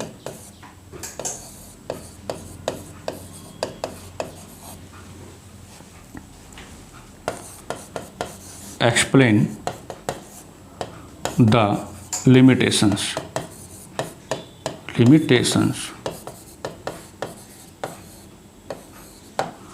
तो इसलिए तो हरिद्वार जाना पड़ेगा, गंगा जी में एक डुबकी लगानी पड़ेगी, तब जाके बात बनेगी, ऐसे थोड़ा ना बात बनेगी क्या। लेकिन आपको तो ये फैक्ट ही याद है ना, आपको तो फैक्ट पढ़ाया गया कि इल्तुतमिश दिल्ली सल्तनत का वास्तविक संस्थापक। लेकिन अगर मुख्य परीक्षा के संदर्भ में ऐसा ना, अगर उसको ऐसे भी लिख दे वो कि इल्तुतमिश दिल्ली सल्तनत का वास्तविक संस्थापक था, अगर आप प्रश्न को आगे बढ़ा दे मुख्य परीक्षा के हिसाब से कि इस प्रश्न के संदर्भ में सीमाओं का निर्धारण करें, Iltutmish was the real founder of Delhi Sultanate, specially in context to this question explain the limitations, सीमाओं का निर्धारण करें, तो आपको अगेन क्या होगा, कन्फ्यूजन आ जाएगा।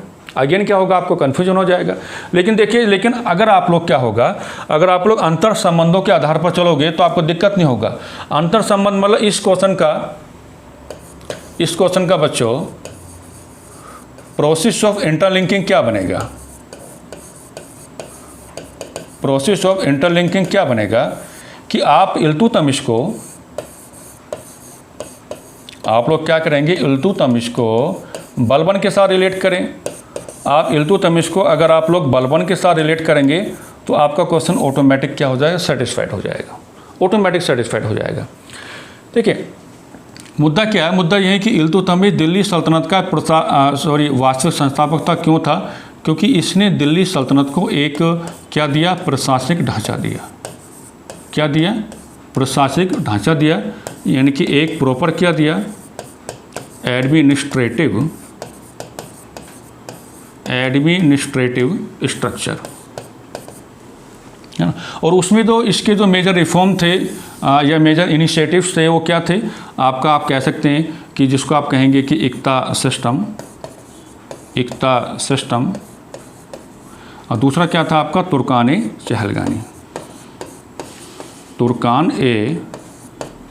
चहलगानी। लेकिन आप लोग ये जानते हैं कि जब स्पेशली आप लोग मुख्य परीक्षा के संदर्भ में आप लोग जाएंगे तो इल्तुतमिश का जो एक मेजर रिफॉर्म है क्या था कि introduction to iqta system in the political and administrative sphere of Delhi Sultanate. तो इक्ता व्यवस्था को लेकर के तो वो कामयाब हुआ था, ऐसी बात नहीं, इसको लेकर के तो कामयाब हुआ था। बलबन ने अपने टाइम में आकर के कुछ 2-3 मेजर रिफॉर्म किए थे।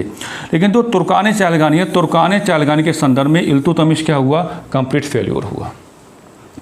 आप लोग जानते हैं कि 1210 से लेकर के 1236 के बीच में कि तुर्कान चहलगानी के अंदर जो ऑल मेंबर्स हैं उनमें बलबन भी एक मेंबर था, और तुर्कान चहलगानी के ऑल मेंबर्स ने है in context to political and administrative affairs of Delhi Sultanate Iltutmish का पूरा कोऑपरेशन किया, बहुत ज़बरदस्त कोऑपरेशन।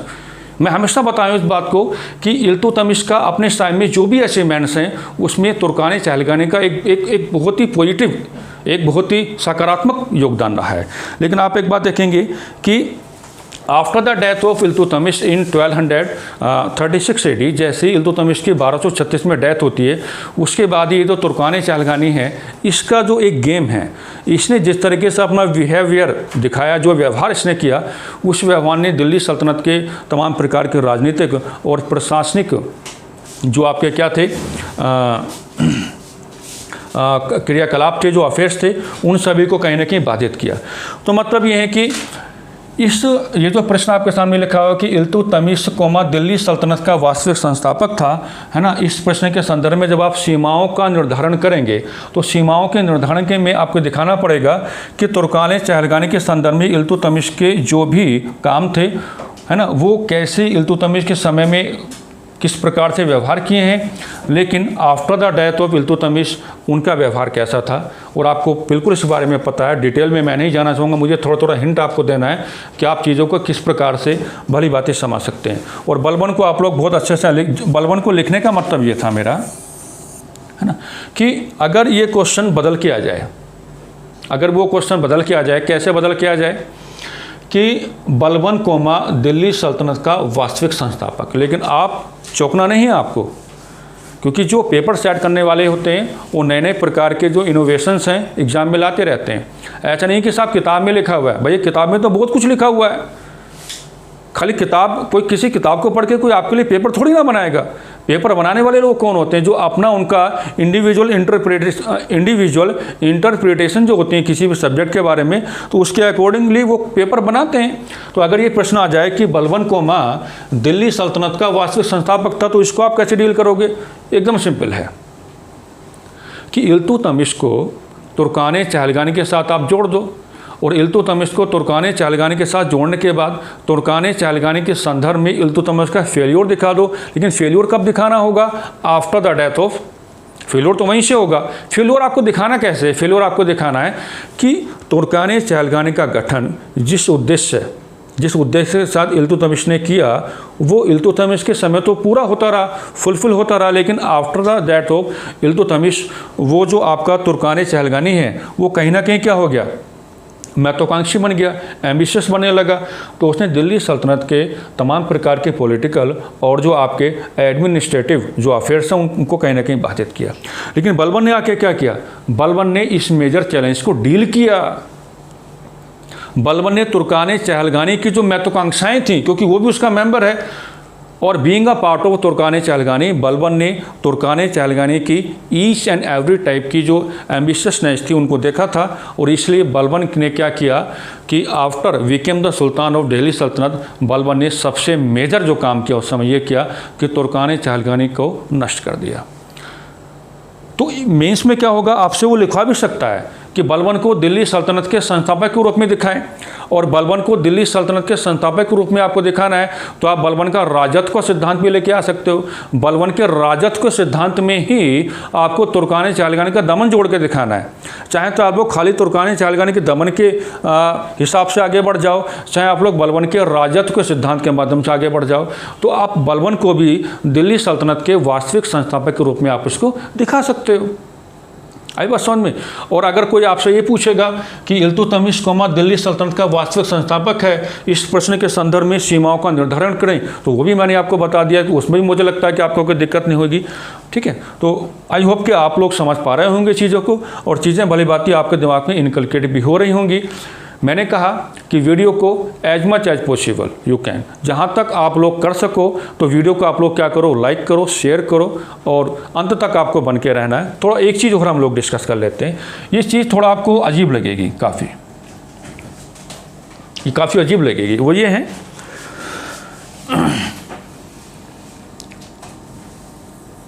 आपसे एग्जाम में क्वेश्चन आता है कि विच, हम लोग बात क्या कर रहे हैं कि इतिहास का अध्ययन अंतर संबंधों के आधार पर कैसे, कि विच किंग ऑफ इंडिया आप कह सकते हैं, which king of India known as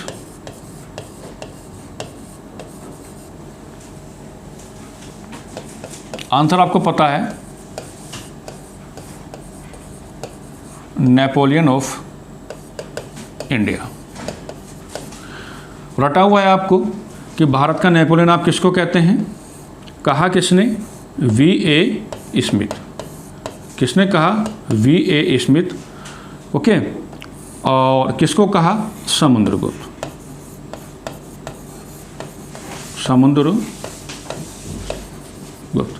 यानी कि एक क्वेश्चन आपको एग्जाम में पुटअप होता है कि भारत का नेपोलियन आप किसे कहोगे? तो भारत का नेपोलियन बहुत ही आसान शब्दों में आप किसे कहते हैं? कि समुद्रगुप्त। रटा हुआ है एकदम ना। और किसने कहा? कि V.A. स्मिथ, है ना? ठीक है, लेकिन आप एक बात देखिएगा कि अगर मान लीजिए मैं इस क्वेश्चन को चेंज कर दूं, देखिए भरोसा कुछ नहीं है, कुछ भी आपसे मतलब क्वेश्चन पुटअप हो सकता है कि विच सुल्तान ऑफ दिल्ली सल्तनत, विच सुल्तान ऑफ दिल्ली सल्तनत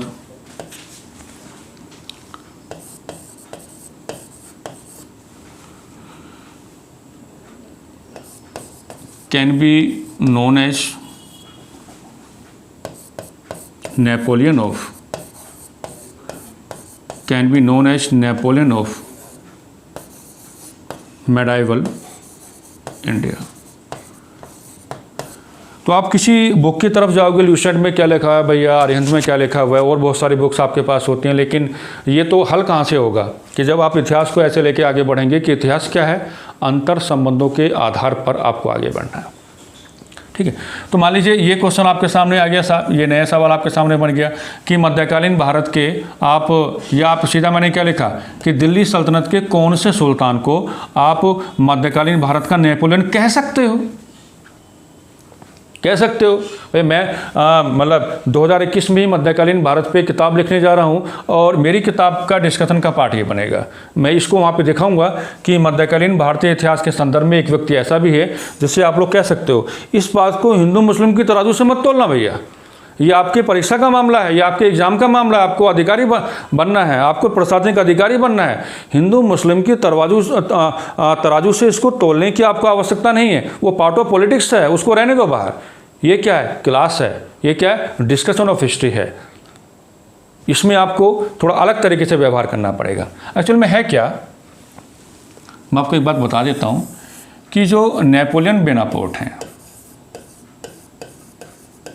नेपोलियन जो आपके बेनापोर्ट हैं, तो नेपोलियन बेनापोर्ट के साथ रिलेट जब आप करोगे, नेपोलियन बेनापोर्ट के साथ अब आप रिलेट करोगे किसको, समुद्रगुप्त को, है ना।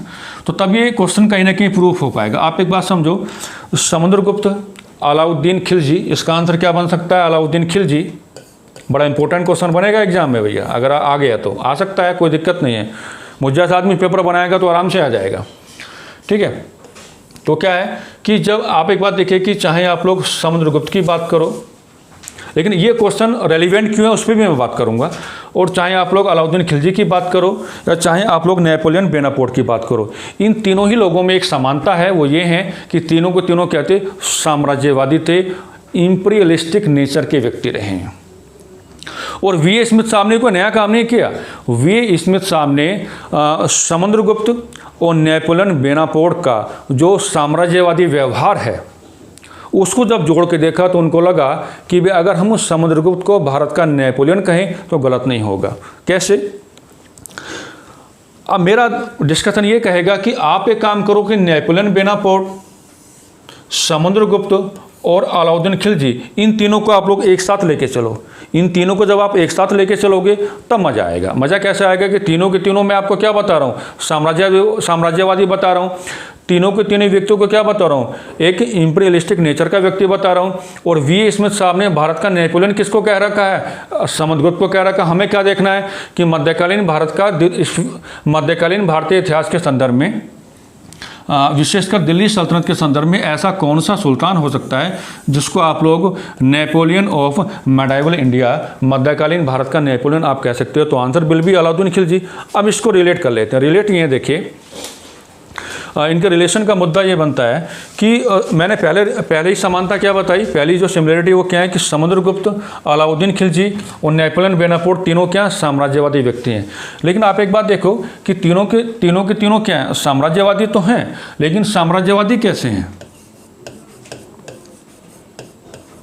साम्राज्यवादी व्यक्ति हैं, साम्राज्यवादी कैसे हैं। देखिए, इन्होंने अपने समय में जिस साम्राज्यवादी नीतियों को लेकर ये आगे चले, तो साम्राज्यवादी नीतियों का एक मेजर करैक्टर ये था कि नीतियाँ क्या बनाएगी, क्षेत्र आधारित इन लोगों ने नीतियाँ बनाई। यानी कि जैसा क्षेत्र वैसी चुनौतियाँ, और उसी के हिसाब से पॉलिसी को चेंज किया गया।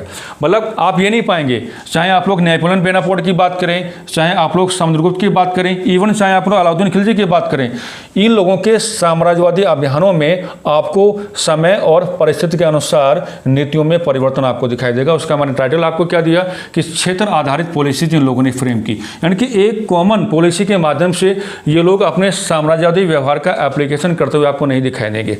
समुद्रगुप्त के बारे में आप पढ़ेंगे कि जो आपका नॉर्दर्न इंडिया है वहाँ पे पॉलिसीज अलग हैं, और जो आपका सदर्न इंडिया है वहाँ पे पॉलिसीज अलग हैं, क्योंकि यहाँ के चैलेंजेस अलग हैं, और ठीक है, और यहाँ के चैलेंजेस क्या अलग हैं। वही मैं आपको बता रहा हूँ कि क्षेत्र आधारित योजनाओं को प्राथमिकता दी। विशेषकर आप एक बात होगा, अलाउद्दीन खिलजी के बारे में भी यही होगा कि अलाउद्दीन खिलजी का जो नॉर्दर्न इंडिया में जो आपका साम्राज्यवादी अभियान है वहाँ पे पॉलिसीज अलग हैं, और विशेषकर जो आपका सदर्न इंडिया है उसके संदर्भ में जो पॉलिसीज हैं वो क्या है, बिल्कुल डिफरेंट वे में काम कर रही हैं। तो यहाँ भी साम्राज्यवादी अभियानों को आगे तो बढ़ाया गया है, लेकिन क्षेत्र आधारित योजनाओं के आधार पर, ना कि एक सामान्य योजना के आधार पर। तो कहीं ना कहीं वी स्मिथ साहब ने यही काम किया था। उन्होंने ये बताया कि जब आप लोग नेपोलियन बोनापार्ट और आप लोग समुद्रगुप्त के साम्राज्यवादी व्यवहार को रिलेट करोगे तो आप लोग ये पाओगे कि दोनों में एक बड़ी समानता ये है कि दोनों अपने साम्राज्यवादी अभियानों को आगे बढ़ाते समय क्षेत्र आधारित योजनाओं के अनुसार आगे बढ़े, ना कि एक कॉमन पॉलिसी के माध्यम से आगे बढ़े। यही काम अलाउद्दीन ने किया। तो इसलिए अगर आप लोग अंतर संबंधों के आधार पर चलोगे तो अंतर संबंधों के आधार पर भी आपको ये आ जाएगा कि जो अलाउद्दीन है, अलाउद्दीन खिलजी को भी आप लोग मध्यकालीन भारतीय इतिहास के संदर्भ में आप लोग क्या कहेंगे कि उसको नेपोलियन ऑफ मेडाइवल इंडिया आप लोग कह सकते हैं। तो ये एक प्रॉपर डिस्कशन था जो मुझे आपको बताना था कि आप लोग कोरोना क्राइसिस के समय में आप लोग अपनी स्टडी को कैसे फॉरवर्ड कर सकते हो। मैंने बताया आपको कि what should be the meaning of history, मैंने बताया आपको कि what should be the method of to understand history की इतिहास के अध्ययन के मापदंड क्या होनी चाहिए, और सारी चीज़ें मैंने प्रॉपर वे में आपके साथ डिस्कस की हैं। और एंड में एक डिक्लेरेशन ये है, डिक्लेरेशन वो ये है कि कल जो हमारा लेक्चर होगा वो होगा आपका, मैं मॉडर्न हिस्ट्री से स्टार्ट कर रहा हूँ आधुनिक भारत के साथ। तो कल मैं स्टार्टिंग में आपसे यही बात करूँगा कि आधुनिक भारत ही पहले क्यों, हम लोग मॉडर्न हिस्ट्री के साथ ही स्टार्ट क्यों कर रहे हैं, वो एक बात आपकी सॉर्ट आउट हो जाएगी। और विश्वास मानिए कि फ़िलहाल हम लोगों का उद्देश्य ये है कि पूरे का पूरा जो जीएस विजन का परिवार है आप लोगों के लिए कटिबद्ध है, प्रतिबद्ध है। आप लोगों की तैयारी की किसी भी प्रकार की जो बाधा है उसको दूर करना हमारा एकमात्र और मुख्य उद्देश्य है। Okay guys, bye, hello, take care.